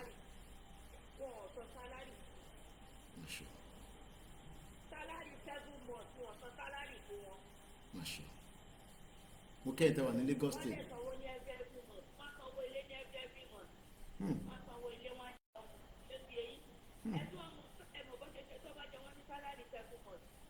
wàá san 2 months wàá san 3 bó ṣe ń ṣe lé Nàìjíríà náà nìyẹn wàá sáré san 3 months. So wọ́n máa jẹ wọ́n ní bíi 2 months salary wọ́n máa jẹ wọ́n ní so roll over ní wọ́n máa jẹ wọ́n ní 2 months wọ́n máa di 2 months mú wàá san 3 months wàá di 2 months mú.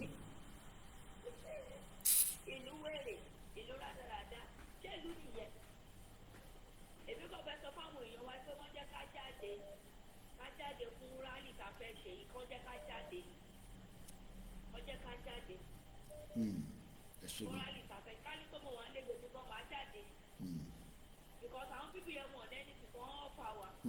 Wọ́n kàn fowó wa ni. Wọ́n kò lọ sí abroad. Nǹkan tẹ́mi dẹ̀ tó fẹ́ sọ fáwọn èèyàn wa ni wípé wọ́n bá ti mọ ilé àwọn olóṣèlú yẹn. Àwọn olóṣèlú yẹn máa ń kówó pamọ́ sílé. Ṣé tún gbọ́ èmi ò mọ̀ yẹn? Ṣẹ̀rí ní sì tí mo ṣe ní kẹ́ láti mọ ibi tó ń gbé especially àwọn sínétọ̀ yẹn sínétọ̀ gangan lówó burúkú wà lọ́wọ́ ẹ̀ ẹ lọ mọ ibi tó ń gbé mọ̀ ní kẹ́ lọ àtáàkì wọn ẹ lọ mọ ibi tó ń gbé ni mo sọ owó wà nínú ilé wọn òun lẹ́ ń gbọ́ nísìn wọ́n máa ń tọ́jú owó pamọ́ sílé àwọn olóṣèlú.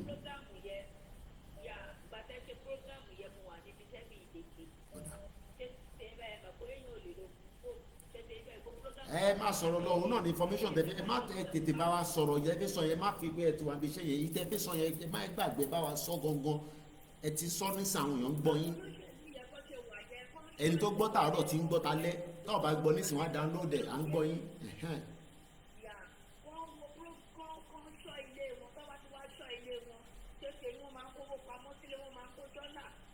Okay. Wọ́n bọ́ sínú ilé wọn, wọ́n máa kówó pamọ́ sínú ilé. Wọ́n bọ́ sínú ilé wọn, wọ́n máa rí owó bẹ̀. Wọ́n máa kówó pamọ́ sínú ilé. Tọ́ba tí wọ́n kówó tó. Tọ́ba tí wọ́n bọ́ sínú ilé yẹn, tọ́ba tí wọ́n kówó, wọ́n máa kówó sínú ilé. Ibùdó ẹlòmíì inú tọ́rẹ̀tì náà máa kówó pamọ́ sí. Inú tọ́rẹ̀tì. Dènà wọn máa ń gbọ́ àwọn obìnrin wà nínú ilé wọn yẹn tó máa ní wọ́n sìnkú lọ́ọ̀ni ọ̀sìn ẹnì kankan síbẹ̀ o. Ọ̀sìn ọ̀kankan síbẹ̀ gbogbo oríṣiríṣi láti rí o.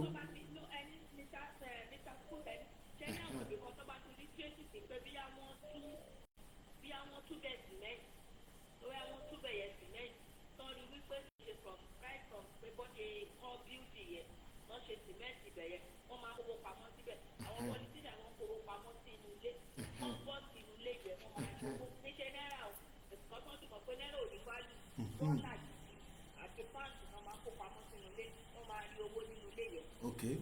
Tọ́ba tí wọ́n á ṣe gbogbo kan tó fẹ́ ṣe wọ́n wá lè jẹ́ ẹni tí tọ́ba fẹ́ ṣe bọ̀ tó owó ìdílé wọn máa kówó pa gbogbo wọn pátá àtàwọn gọ́ọ̀nọ̀tì àtàwọn gọ́ọ̀nọ̀ kan ṣe pé níṣẹ́ àwọn sẹ́nitọ̀ nìkan náà máa mọ ibi tó ń kówó pamọ́. Àti past and present ni o gbogbo wọn ló sì lówó lọ́wọ́ wọn kó sí báǹkì mọ́ báyìí o. Gbogbo wọn pátá náà kówó pamọ́ sínú ilé bíkọ́ ẹ̀mọ̀ wọ́n mọ̀ pé wọ́n máa fẹ́ ná owó tó iná owó tó bá kó pamọ́ sínú ilé yẹn ibẹ̀ náà ti máa kó sínú mọ́tò.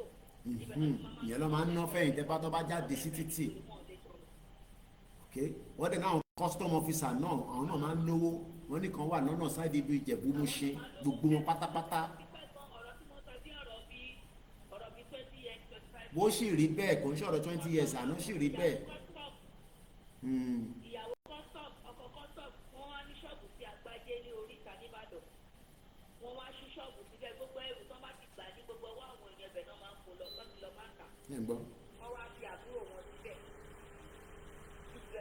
gbogbo ẹrù tó bá ti gbà pátápátá ibẹ̀ náà máa ń kó lọ wọ́n wá fi àbúrò wọn síbẹ̀ àbúrò wọn jẹ òun tó wá bá wọn mójútó ìṣẹ̀yẹ àwọn custom ìyàwó custom ọkọ̀ custom nítorí olórí Nàìjíríà ti bàjẹ́. Bàdẹ̀ ṣe ń sọ̀rọ̀ yìí nísìnyí wọ́n máa move owó o wọ́n ń gbọ́ wa o àwọn náà máa move àwọn owó yẹn díẹ̀díẹ̀ bọ̀ wọ́n ò lè move ẹ̀tàn bìkan owó tó pọ̀ lọ máa ń jí olè ní wọ́n.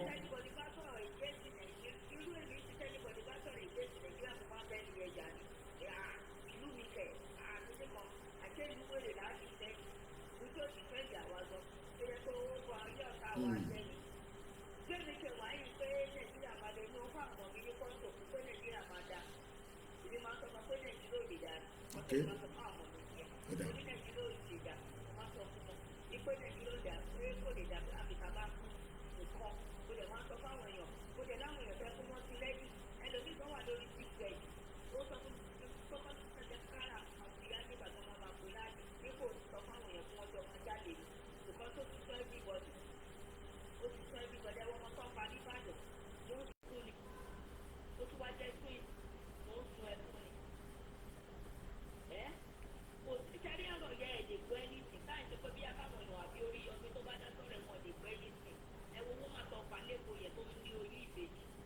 Ọlánlérà yìí.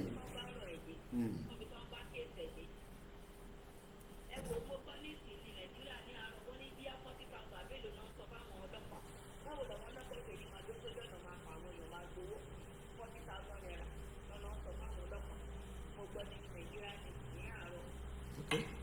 Ẹ ṣé. Ẹ dúpẹ́.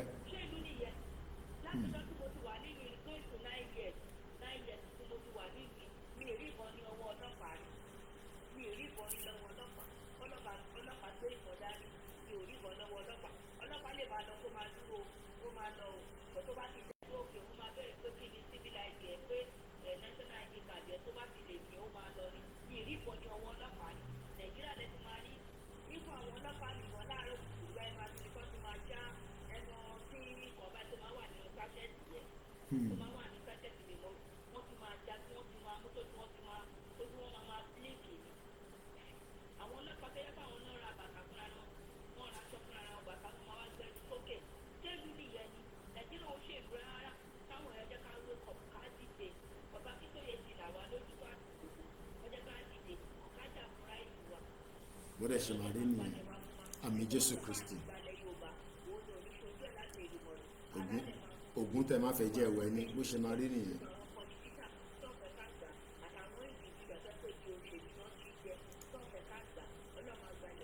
àmín.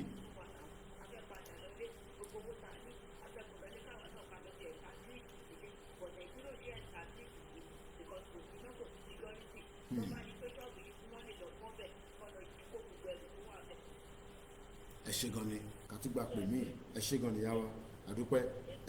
àwọn olóṣèlú máa fẹ́ mú gbogbo nísìnyí owó yẹn pọ̀ ẹ gbọ́dọ̀ mọ gbogbo ibi tó pè ní secret house wọn ẹ gbọ́dọ̀ máa fijú sílẹ̀ nísìn kò ní pẹ́ mọ́ announcement ò ní pẹ́ mọ́ gbogbo ẹ̀yin tí ẹ̀dẹ̀ ń rò pé bíyà announcement ò ní dé tó bá ti wá dé ojú àti yìí ok àwọn àndó kí bàbá ṣe announcement ẹ̀ ni ká tó wá dárúkọ gbogbo yín tó by that time a máa fáyà gbogbo yín gbogbo ẹ̀yin mídíà ọ̀fọ̀ yẹn àti home media o àti diaspora media o àti èyí tó ń ṣe Yorùbá Nation media o gbogbo yín pátá la máa gbéjà la máa pariwo orúkọ yín síta tọ́ba ti wá pààyàn kan ilé ìtàn pa lójoojúmọ́ kọ́ ìtọ́pa ní Ìbàdàn kí lẹ ṣe sí ẹ bá gbóhùn sókè ẹ káàbọ̀ sórí ìkànnì wa a ní pẹ́ parí ètò yìí táwọn kọ́ọ̀tì bá ti wọlé tán àlọ́fẹ̀gbẹ́ lélẹ̀ a ṣe ní bí a fi mọ́ mi nì ẹ gbóhùn sókè à ń gbọ́ yín.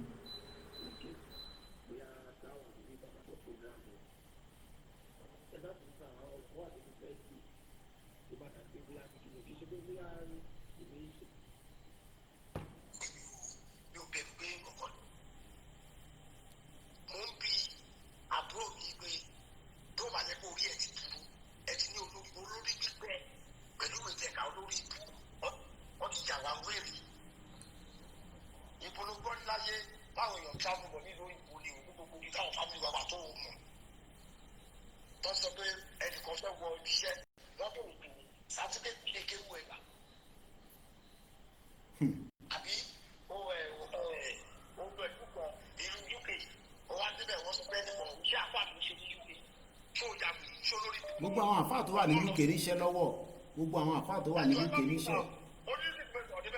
ok ó dé lágbo mẹ́rin látàtò sí lẹ́sìn ó dé ó wá ní ìyáwó àmì nítorí wàhálà ẹ̀ ó ṣẹ̀kú bẹ́ẹ̀ látàgbo mẹ́rin àbọ̀ sí márùn ọ̀rọ̀ lè pe ó ṣẹ̀ máa dé lágbo méjì àbọ̀ ó dé sí látàgbo tó máa ṣe ẹjọ́ ìgbà ó lọ́pọ̀ wọ́n á fi wọ́n ní kí ni èyí tó lọ yẹn kí ni nǹkan tó fẹ́ ṣe ṣé ó ló fẹ́ gbọ́ yunifásitì ṣé ó béèrè lọ́wọ́ ẹ̀ lágbo ọ̀gbìn yunifásitì ọlákíṣẹ́ ọ̀dọ́ bá jọ yunifásitì ìgbà tó fẹ́ wọ sùn ó yà gbọ́ àfihàn ilé-ẹjọ́ sàbúrẹ́ lórí ibù ni wọ́n ti lórí wa ó pè lọ́pọ̀lọ́ wèrè níbo àwọn ọmọ Yorùbá ó lò sí ó pọ̀ jù wá á ní wá fún wọn olórí gbígbẹ Yorùbá àwọn Yorùbá mo ti ní kẹ́kẹ́ ọ̀sẹ̀ fún pòfẹ́sọ̀ orí ẹ̀ gbígbẹ àwa ni so wọ́n ti lò wá ẹ bá dùn sá so ẹ jẹ́ ní most of our ọ̀rọ̀ tẹ́lẹ̀ èmi máa ń gbọ́ pẹ̀lú mi tẹ́ bá ti sọ̀rọ̀ ebi ò tẹ̀ ní mi ò kí ẹ̀ nínú àwọn ọ̀kọ̀ bẹ́ẹ̀ àwọn tẹ̀ ti ẹ̀ bá rí tí orí wọn ti gbẹ tọkùn wọn ti tí ò lọ́pọ̀ lọ bọ́ọ̀ tètè mọ̀kọ́ tó fẹ́ ṣe lọ àwọn àdúgbò kí bàbá pòfẹ́sọ̀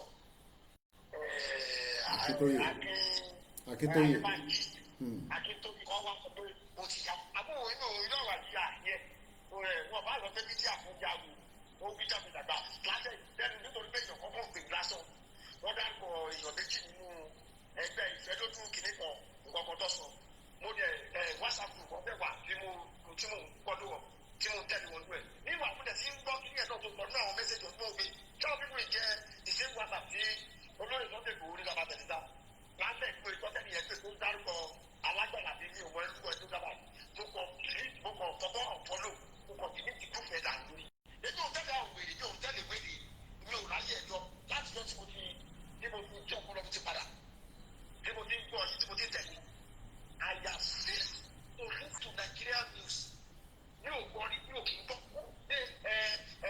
breaking news Nigeria has now have ìdíbọn yẹ wèrè ló ń gbọ́ nǹkan tẹ́ ẹ jẹ́ kọ́kọ́ tó ń dùn lọ́ba ń sọ nínú news wèrè ló ń gbọ́ àwọn wèrè ẹgbẹ́ wọn náà ló ń tẹ̀lé wọn so ẹ bá ẹ wò wèrè tó ń tẹ̀lé wèrè ẹ tún gbogbo àwọn ìyẹlẹ ẹ ṣáàtì kí ẹ ti jẹ́ ká mú kòkòrò gbá ti tó dàrú sá. mo sọ fún bàbá wa lánàá mo ní gbogbo ọmọ Yorùbá we are patiently patiently waiting for your announcement. I had this discussion with him. I will not tell you exactly when. I told him that mo sọ fún wọn mo ní Ọlọ́run á fún yín ní that grace tó gbọ́dọ̀ pẹ́ oṣù táwa yìí kò gbọ́dọ̀ yẹ. I told him that personally kẹ́lẹ̀ gbọ́ mo sọ fún bàbá pé ẹ má kí oṣù yìí kó má yẹ o torí mo mọ̀ pé there is every pressure lọ́rùn bàbá bí ṣe ń bá yín sọ̀rọ̀ wọ́n kó ẹ ṣe sùúrù ẹ̀ tẹ́ ń gbọ́ kọ́ tẹ́ ń pè ilé tá à ń sọ ìwà important náà every pressure wà lórí bàbá báwọn bá ṣe ń pè wọlé olùbéèrè fi pè wọlé ẹ pé bàbá o kó má ṣe tó fẹ́ ṣe yẹn o ìrọ̀lẹ́ pa our father will make that announcement mo mọ̀ pé ẹ̀ ń wo date ẹ̀ ń wo time àbí ó máa wá bí olè lóru ni èmi náà àjọ ń wo date àjọ ń wo time ni I told him that èmi ni mo wà ní the fourth burner of in táwọn èèyàn sọ gbogbo ẹ̀yin lè má gbọ́ o ẹ̀yin lè rán wá ṣẹ́ àwọn ọmọ Yorùbá ń dúró dè yín o I have told him that I just want to put it on record but I know there is enormous pressure mo mọ̀ pé lè tí mo sọ lálẹ́ wá gbé dọ́dọ̀ lóye wá gbé dọ́dọ̀ bàbá bọ́ mo wà fún gbogbo yín ẹ̀yin ọmọ Yorùbá èmi lójú yín ẹ̀yin ojú yín pẹ̀lú bàbá tó lóye ok ẹ̀fẹ̀ mi àti wọn sílẹ̀ tẹ bá mọ ìjà tó bá mi jà pé mo jáde wá ṣe announcement pé a máa jáde lóṣù yìí ẹ ní believe wọ́n jẹ́ ìfìyẹn sílẹ̀ ẹ̀yin ò lè mọ̀ tẹ bá mọ ogun tó bá mi gbé ogun burúkú. I'll leave that for now. Àdúrà ni kẹtùbọ̀ máa ṣe fún mi pé kọ́lọ̀ fún mi ní that strength. Kọ́lọ̀ máa fà rẹ̀ dèbí mọ́lẹ̀. Àdúrà yẹn ó gbọ́dọ̀ pọ̀ dáadáa níbi tàdé. Announcement mo wá make gbàmà jáde ní May yìí wọ́n ní kò jẹ́ kí wọ́n á jáde rárá sọ. Ogun burúkú ló gbé pè mí lẹ́yìn. Ogun burúkú ni mo sọ. Spiritual wà ń bẹ o physical wà ń bẹ o vn oríṣiríṣi kò ṣe gbogbo ẹ̀ lọ bẹ́ẹ̀ kẹgbẹ́ Yorùbá nation náà gbogbo àwọn tẹ́ ń fojú dálẹ́ níwájú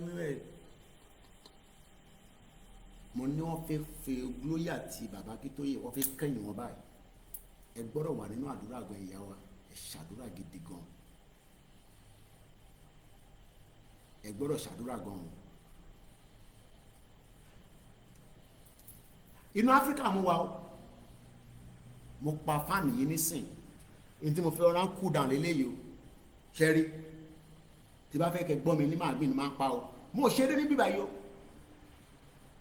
ogun burúkú là ń jà lọ́wọ́lọ́wọ́ o spiritual warfare but Ọlọ́run ó kápá gbogbo wọn I'll just leave it like that Ọlọ́run kápá gbogbo wọn.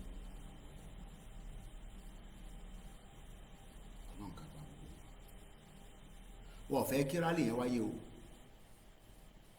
wọ́n lè ń gbọ́ lẹ́nu mi o wọ́n fẹ́ kí rálì yẹn kó wáyé rárá wọ́n fẹ́ paná rálì yẹn tí wọ́n fẹ́ mú lóyè àti bàbá Akíntóyè kọ́kànrin àwọn méjèèjì báyìí ẹ̀yìn akọ̀ máa wò pé kí ló ń ṣẹlẹ̀. I am not saying this because I want to be no mo kàn fi sí record kó lè on record and I've told baba Akíntóyè mo ti sọ fún baba àwọn ọmọ Yorùbá they are waiting patiently ẹ rántí nǹkan tí màmá tó sọ fún yín ẹ̀yin náà lẹ kúkú sọ fún wa èmi ò kúkú sí bẹ́ẹ̀ nígbà tí màmá yìí fi dákẹ́ ẹ̀yin náà lẹ sọ fún wa pé màmá yín ìyàwó yín sọ fún wa pé ó sọ fún yín pé ẹ gbọ́dọ̀ kó wa délẹ̀ lérí a gbọ́dọ̀ délẹ̀ lérí yẹn o àwa máa tẹ̀lé yín délẹ̀ lérí gbogbo tó bá fi ṣẹlẹ̀ kò sí tó ń bọ̀ lókè tílẹ̀ yóò gbà rí wọ́n fẹ́ kí Yorùbá nation náà ògbẹ́ni mo fi sọ 2 years lọ́ fi pin mi sínú UK tó fi jẹ́ kí n wálé. I will leave that for another. Kò ń ṣe ọ̀rọ̀ tí màá sọ fún inú social media inú ìwé mi lẹ́tí máa kà yẹn. Ọdún méjì lọ́ fi pin mi sínú UK tó fi jẹ́ kí n padà wá sínú Africa.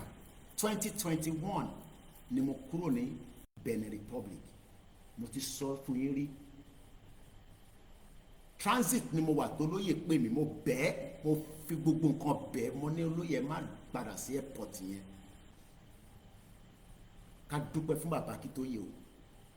Bàbá Akíntóyè ló stop helicopter Buratai tó fi gbólóyè padà lọ sí Nàìjíríà s'Àbújá.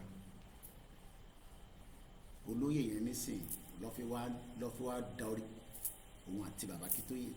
Olóyè dẹ́ ní òun lè dalẹ̀ bàbá Akíntóyè. That is all I need to know. I have confirmed this with Olóyè. Ṣó máa dalẹ̀ bàbá Akíntóyè ó náà wò ní dalẹ̀. That's all I need to know. Èyí tó kù lẹ́fẹ̀ẹ́ mi àti wọn lórí social media. Tó bá ti ń pè ìwọ sọ pé journalist ni torí wọ́n máa pè é bí ṣe ń bá ń sọ̀rọ̀ ní sọ́ọ̀tì wọ́n ní jẹ́ kí bàbá yẹn sùn wọ́n máa pè báyìí wọ́n máa pè báyìí wọ́n máa pè báyìí. Wọ́n dẹ̀ mọ̀ pé mi àti Olóyè mo nífẹ̀ẹ́ gan. Wọ́n dẹ̀ mọ̀ pé mo fi ọ̀rọ̀ Yorùbá nation mo fi ṣeré rárá. Let me leave it like that. But máa fojú wọn máa bọ̀. Àfi tí n bá sí mọ́ láyé nìkan lẹ́ máa darí àjò irú. Eléyìí tàdájọ́ fà lọ yìí gbogbo yín pátá àtẹ̀yìn olóṣèlú àtẹ̀yìn politician gbogbo yín pátá. A máa mú kan lẹ̀. Ẹ lọ́ máa múra sílẹ̀ yìí tẹ̀ wá lẹ́sẹ̀. Ẹ lọ́ múra sílẹ̀. Ẹ lọ́ múra sílẹ̀ dáadáa. The rally will come. That rally will happen. We lost that rally 2 years ago. We lose a leg again this time around. Ẹ bá gbọ́n sókè ní kíákíá. Ẹ máa ká lẹ́sàn òkú ọmọ Yorùbá. Wọ́n gbọ́ yín. Ẹ jẹ́ kú iṣẹ́ takuntakun. Mr. Kojú orúkọ Jésù adé ilẹ̀ rí. Àmín Ọlọ́run. Àṣàṣì àti ìdíwọ̀n kò dẹ̀ ní ràn yín. Amen. Ẹ ṣe àjà múra sí i. Ṣé ẹ rí Nàìjíríà àti àwọn olóṣèlú wọn ti fa gbogbo lọ́yàn? Bàbá là ń lóde. Ṣé ẹ rí ibi kankan wà tó yẹ ká tó máa fojú sí iṣẹ́ láwọn ṣe àmọ́ àwọn yẹn? Àwọn gbogbo làwọn olóṣèlú náà fẹ́ lò. Àwọn ṣé àmàlù àdúgbò kọ̀ọ̀kan kíyàn náà máa fojú sí wọn lára sílẹ̀. Torí pé gbogbo wọn la máa fọwọ́ bà. Tí anything bá lè ṣẹlẹ̀ wọ́n á mọ̀ bẹ́ẹ̀ àgbà tó bá dùn mí nínú kì í pariwo ẹ̀yìn àdúró dìgbà yẹn bàbá là ń lóde anybody ti ready. Ẹ ṣe gan. Ẹ ṣe ọ̀gbẹ́ ṣùṣà. Ẹ má dákẹ́ àdúrà o fún bàbá Akíntóyè. He's strong in the spirit and body and mind. I've seen it. Nígbà tí mo dé ní last ta wálé mà tí mo sí mi ta kọ́kọ́ wálé yẹn tí mo kọ́kọ́ rí bàbá, I wanted to see his body language, the psychology, and I can still say that he's even much more stronger than how I left him in 2021. Ẹ mọ̀ pé kíyàn ní kọ́kùn ẹ̀ kó wá di yìí ju ti tẹ́lẹ̀ lọ bẹ́ẹ̀ ni bàbá wa wà nísìn. But wọ́n fi da omi tútù sí lọ́kàn. Èyí tẹ́ wà nílé, èyí tẹ́ wà níta, ẹ má dákẹ́ àdúrà fún bàbá yẹn. Wọ́n fi frustrate bàbá yẹn.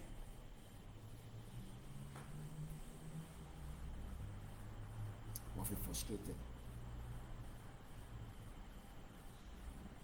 Ẹ máa ní Kóìkì la gbogbo ẹ̀ mọ́lẹ̀ tán, ẹ má yẹ kí n là mọ́lẹ̀. Journalist máa ń mú nǹkan dání sápò. Mo ní movement àjọ wà náà ẹ̀ àwọn kan ti compromise tí yín ti pẹ́ ẹ̀yin lẹ́kàn rò wọ́n pé wọ́n ti compromise ti pẹ́. But what they cannot derail it anymore. Bàbá yìí jáde ní mo tún remind yín again ó jáde lágbà tó dé tó lọ sí ìyàwó ẹ̀ ó padà sínú ilé ó sọ fún wa pé ẹ lọ rẹ́dì adẹ̀tún wá ń bi bàbá yẹn pé àìtí rẹ̀ di ṣe rí pé ìkà ẹ mọ̀ pé Yorùbá mi ò fi bẹ́ẹ̀ strong, so I'm gonna say that for me is like a pure wickedness for this man that is 90 years old. I see that as a wickedness. A man that lost his wife in exile. I don't think some of you know the meaning of exile.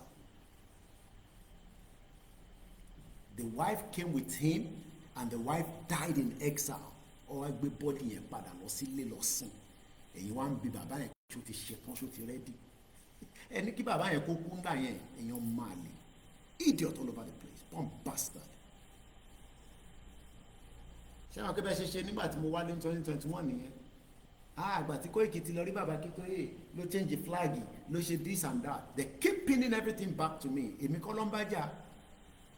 Tẹ bá ń gbọ́ tó ń ṣe VN tó ń dárúkọ mi, bàbá Kítóyè àti Ìgbòho ló ń bá jà o. Indirectly, tẹ bá ń farabalẹ̀ gbọ́ àwọn VN wọn yẹn tó bá ti ń jáde, àwọn VN òfò, àwọn voice note jágbajàgba tẹ bá ti ń gbọ́ yẹn, wọ́n mọ̀ kọ́ lè bẹ́ mi jà. Ṣé mi ni leader yín ni? Èmi kọ́ ni leader yín. Ṣé mi ni leader yín? Èmi kọ́ ni leader yín, bàbá Kítóyè àti Ìgbòho ni leader. So indirectly they are attacking Ìgbòho and bàbá Kítóyè. But they keep mentioning my name. Tẹ̀tẹ̀ bá ti ń gbọ́ sọ ti ní ẹ lọ sọ fún Koiki kéwù orin kiri èmi kọ́ ló ń bá sọ̀rọ̀, bàbá Kítóyè ló ń bá sọ̀rọ̀.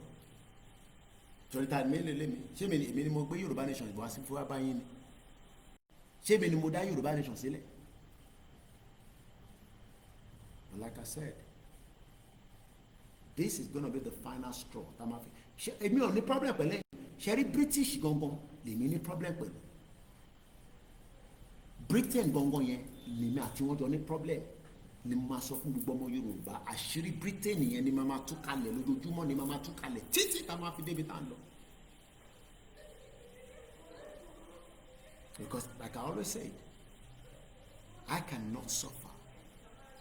Báwọn èèyàn fún mi lówó bọ́ọ̀ fún mi lówó bí mo gbé ní UK mọ́ bí mo gbé ní UK mọ́ mo lè gbé continentally and live in a little comfort within Africa. Ibi tó bá wù mí mo lè gbé l'Africa kò ṣe dandan ní Nàìjíríà màá dé máa bá life mi lọ.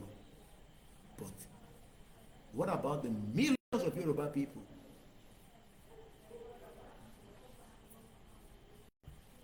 Ẹgbọ́n sókè ní kíákíá aago méjìlá ti lọ. Ẹ lọ straight to the point. Ẹ ní láti kí mi. Ẹ lọ straight to the point. Ìfòkùn níṣẹ́ mi lágbára Ọlọ́run. Àṣẹ ẹjọ́ sí ma. Gbogbo wa pátápátá ìgbọ̀nà parọ́ fún yín. Kò sẹ́ni tí ó gbọ́ Yorùbá nation ní Nàìjíríà mi. Àbẹ̀ tí ò bá mọ̀ tún mọ̀. Àwa kan ti dúró tán kọ́kàn declare. Òun là ń dúró dè. Kò sí ọ̀rọ̀ tàbí ṣùgbọ́n kankan nù ẹ̀. Ẹni tí ò rà á san. Ẹni tí ò rà á san. Nàìjíríà lèmi ń wà tẹ́mi fi ń bá yín sọ̀rọ̀ yìí. Nítorí tó ń bá léwúrẹ́ pẹ̀lú kiri ewúrẹ́ náà á yójú padà sólówó ẹ̀. Kò sí tàbí ṣùgbọ́n kankan mọ́. Àwọn dúró de kí bàbá declare. Kò yẹ yín. So àwa náà à ń ṣe òǹbarádì wa lábẹ́lẹ̀ gbogbo ibi tó ń gbé ṣàṣà níbi tá a mọ̀. Ibi tó ń gbé kò sí ibi tá a mọ̀ ń bẹ̀ ibi tí dúkìá ń wà gbogbo a gbọ́dọ̀ da gbogbo ẹ̀rù pátápátá kára tuntun ní pé Yorùbá nation yóò ní bọ́sì ẹni bá ń sáré pé kó má bọ́ sí ko ẹ̀jẹ̀ náà máa fi ṣe tutù. Lágbára Ọlọ́run. Lágbára Ọlọ́run ní 2020 sí 2021 odidi ọdún méjì làwọn Chinese fi dé wa mọ́ apartment before kí federal government kó tó sọ pé onílégbélé ní coronavirus ní Chinese ti tù wá mọ́lé lẹ́yìn ìgbà tí federal government tó wá dìde ẹgbẹ́ kò sí corona wọ́n tún dé wá mọ́lé ṣé gbèsè ayé tá a fẹ́ máa bá lọ nìyẹn fọ́nrínà lásán ọ̀tí ń gbà tí gbogbo aṣèwédè tá a dà ló ń tẹ̀síwájú bí ẹni tó ṣílẹ̀ nínú bíìsì ẹnìkan máa kò sí ọ̀rọ̀ tàbí ṣùgbọ́n kọ̀ọ̀kan nú ẹ̀ Yorùbá nation ẹni bá ní kò ní dúró ó máa parẹ́ kí ọ̀dùnrún kí bàbá dìgbìyàn àwa kan tó ẹ pé ọpọlọ wa pé ká mọ̀ pé Fúlàní ti fẹ́ gbalẹ̀ wa pé àtàwọn alábọ̀dé náà tó jẹ́ ọmọ Yorùbá àwọn jẹgúdújẹrá àwọn apanilẹ́kúnjayé kò sí kankan ní Nàìjíríà ẹni bá sọ pé ó lè da bàbá láàárọ̀ ni ẹni bá jẹ nínú olóṣèlú ló máa sọ pé ó máa dá irọ́ ní gbogbo ẹ̀ olórí burúkú ní gbogbo wọn from A to Z yàtọ̀ sí pé kílẹ̀ wá dúró kí gbogbo àwọn olórí burúkú tó wà ń bẹ̀ láti 1960 àwọn atókù má fa mọ̀nà ọ̀run má lọ tó jẹ́ pé sàárè ti ń wa wọ́n sínú àwọn náà ti wá wọ́n sí sàárè ká flush wọn dànù ká wá gbalẹ̀ wa so that is best thing so kí bàbá declare ọ̀nà àbá lọ́rẹ̀ mi bàbá àtolóyè sọ́ọ́lẹ̀ gbogbo àtẹ̀yìn náà yẹ kọ́kọ́ oníṣẹ́bí à ń wọ́n declare gbogbo ibi tí fámìlì wọn bá kò síbi táàmù lẹ́kọ̀ọ́ kò síbi táàmù a máa sọ ẹlòmíì mọ́lẹ́ lọ́wọ́ ọba tó bá lóun ya wèrè á sáré adé àsọnù ṣeré kọ́ lélẹ́yìí ṣeré kọ́ rárá ṣeré ẹni tí ò rà á sán wọ́n declare ló kù ká bọ́ sí gbòòrò káwá ẹni tó máa lù sí àwọn àníwó báńkì àlùdíkà káwá ẹni tó máa lù sí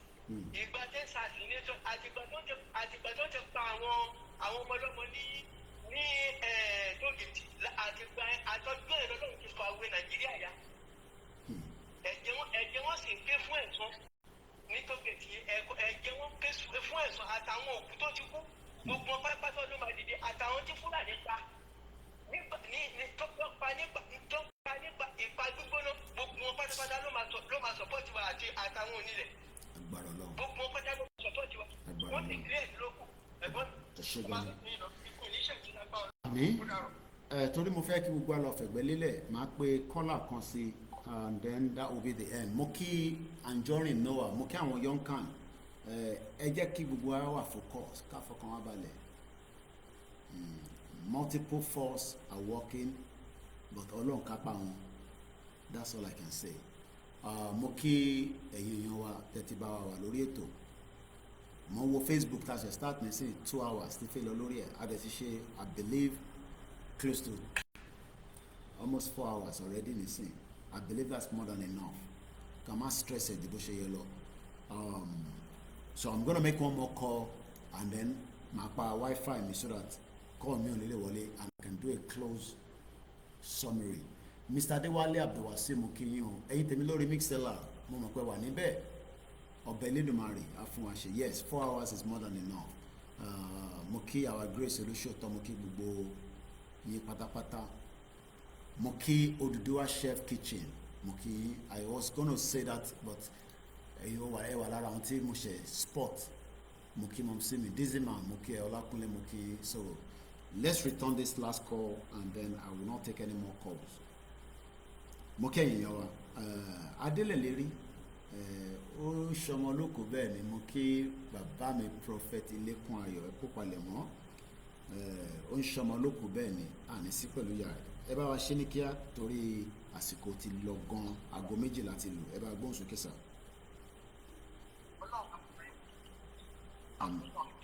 Àmín. Ẹtí Ọlọ́run ti fún yín láti bẹ̀rẹ̀ títí tó pé ọkọ wípé ó ní ìbẹ̀rẹ̀ kì í ṣe oníṣẹ́ bí kò ṣe tó bá fún yín pẹ̀lú iṣẹ́ tó bá ní ẹ má ní àmín Jésù Kristi àmín. Àwọn náà tí ọ̀rọ̀ ẹ̀ fún wa ní òun bẹ́ẹ̀ni gbogbo tó ń lọ náà gbogbo àwọn ìpàdé ọ̀pọ̀ náà fún ọ̀tọ̀ wọn. bẹ́ẹ̀ni Wọ́n tún lè mú ọmọ pé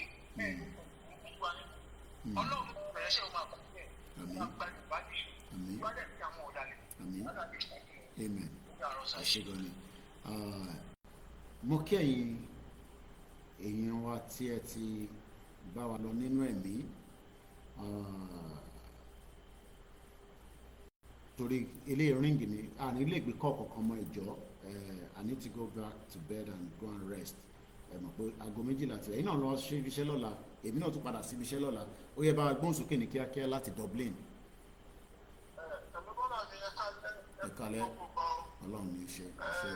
Ọlọ́run àti bàbá mi máa ṣílẹ̀ ní Ọlọ́run bá mi dúró ti tọkùn ní ṣe yín àdúrà mi náà ní pé bàbá Akíntóyè Ọlọ́run á jẹ́ wọ́pẹ́ fún wa ìṣojú ẹ̀mí wọn ẹ̀mí gbogbo wa ìlàjọ máa gba ilẹ̀ ìgbà wọn lọ́ máa nà ẹ̀sẹ̀ yìí Ọlọ́run wa ní dàárín ẹ̀yìn ẹ̀yin olóyè àti bàbá olóhùn ní dáadé yìí.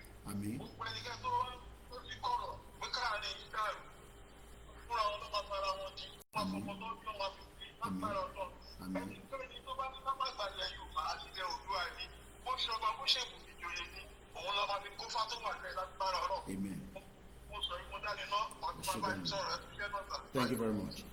And that means my Wi-Fi is on. Call Ole Wolemo. Let's wrap it up in just 5 minutes. Cafe close broadcast. It's been a long day. Àwọn tí mo mọ́rúkọ yín adárúkọ yín ẹni tábà dárúkọ kò ṣe pé àfojúpa yín rẹ kẹ́kẹ́ ọ̀kọ́s mo kí ẹ simple rahim mo kí gbogbo wa. It is the work of the Lord. Ọlọ́run ló ń ṣiṣẹ́ bẹ́ẹ̀ àṣà bàbá wa ní 2 weeks ago tí mo láǹfààní àti rí wọn. Que sera, sera, what will be, will be. Que sera, sera, what will be, will be. Àwọn tó ń pètò pé Yorùbá kọ́ ló yẹ kó gba country nísìn Odùduwà kọ́ ló yẹ kó wà as a country ká lọ selection àwọn olóṣèlú the first enemies. And in any kind of event like this, normally we have to take it out in the last 5 years. I am being honest now. We have to take it out. When we take out the enemies within, the enemies that are coming will be very scared of us. But you're not considering that. Ọmọlúàbí àbí Mukiyawa Alájà Adéyẹyẹ ìyá nurse Alájà White gbogbo ẹ̀yin groups kankan wallahi tallahi summa billah ẹ ká ti taken out in the last 5 years.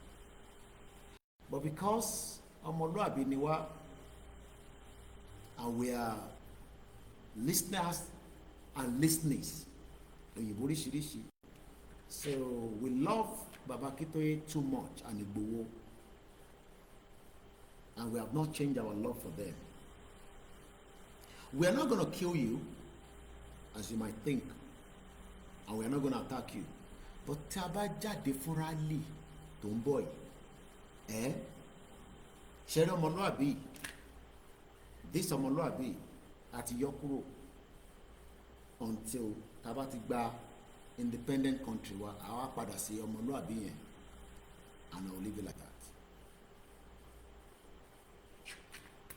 Gbogbo àwọn tó ń dífá fún yín, àwọn babaláwo yín, àwọn wòlíì yín, ẹ sọ fún wọn pé kí ni solution tó wà nílẹ̀. Mo kí ìbùkún Dizzyman ẹ ṣé gan ni gbogbo èyí tẹ́ ẹ̀ fún wa ní super chat. Wá sọ fún yín pé ọ̀nà tó kù náà ni pé kí Tinubu free Nigeria kólúkálukú máa lọ, but Tinubu ò fi free Nigeria. Tinubu wants to run the second term, and that is a battle between us and him, and that is where we will leave it tonight. Ẹ gbọ́ mi dáadáa. Tinubu wants to run for second term, and if truly a fẹ́ kí a dá dúró gẹ́gẹ́ bí orílẹ̀-èdè, this is now going to be a battle between us and him to free ourselves from the bondage and the shackles of Nigeria. Bàbá mi Waris Jinadu mo rí látàárọ̀, and let me leave it like that. Oranyela Masun. Don't be scared of me. The truth is powerful. Hey, Mountain Pay in media.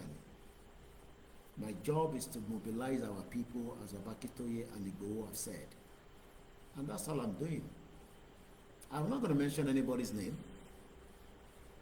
I won't mention any name. Whether you are within the movement or as politicians, I will not mention your name.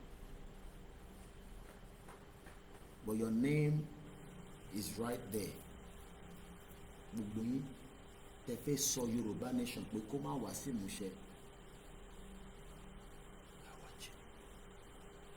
Ẹ̀yin tẹ́ ẹ jẹ́ listeners wa, ẹ máa fòye bá lọ. Àní rí tirú dúpọ̀ ní tìrì mọ́ láàrin wa. Mo lè assure yín.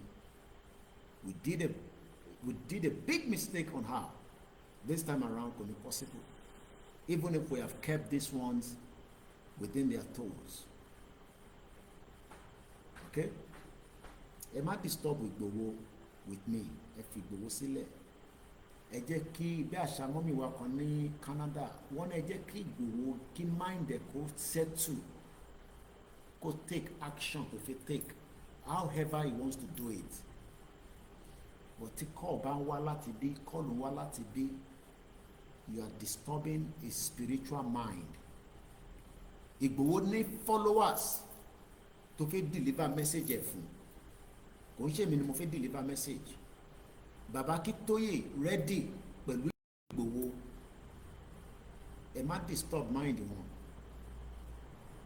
Ó lè má tó ń tà ń sọ iganṣẹ́ kọjú wọlé fún wa, but nígbà tí ẹ bá ti ń disturb mind wọn, ẹ jẹ́ kí mind wọn wà at rest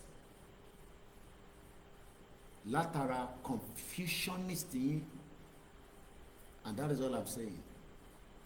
We are not fighting anybody, but don't confuse the followers of Yoruba Nation. Ẹ ti ń ṣe election ní for 26 years, nobody's disturbed you. A lot of you have enriched and become very rich. We have not disturbed you. Ẹ má disturb wa, mo bẹ̀ yín, mo tún bẹ̀ yín, mo ń rọ̀ yín, ẹ má disturb àwa nísìn.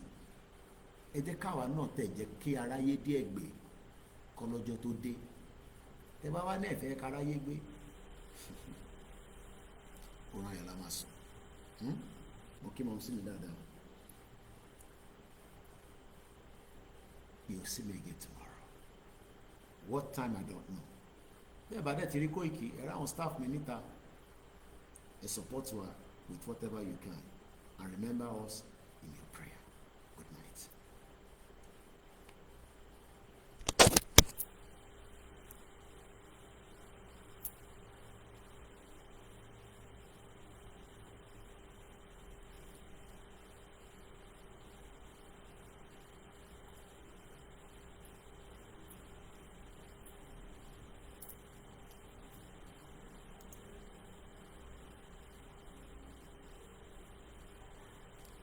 Moke Alekondi, okay, that's a new account.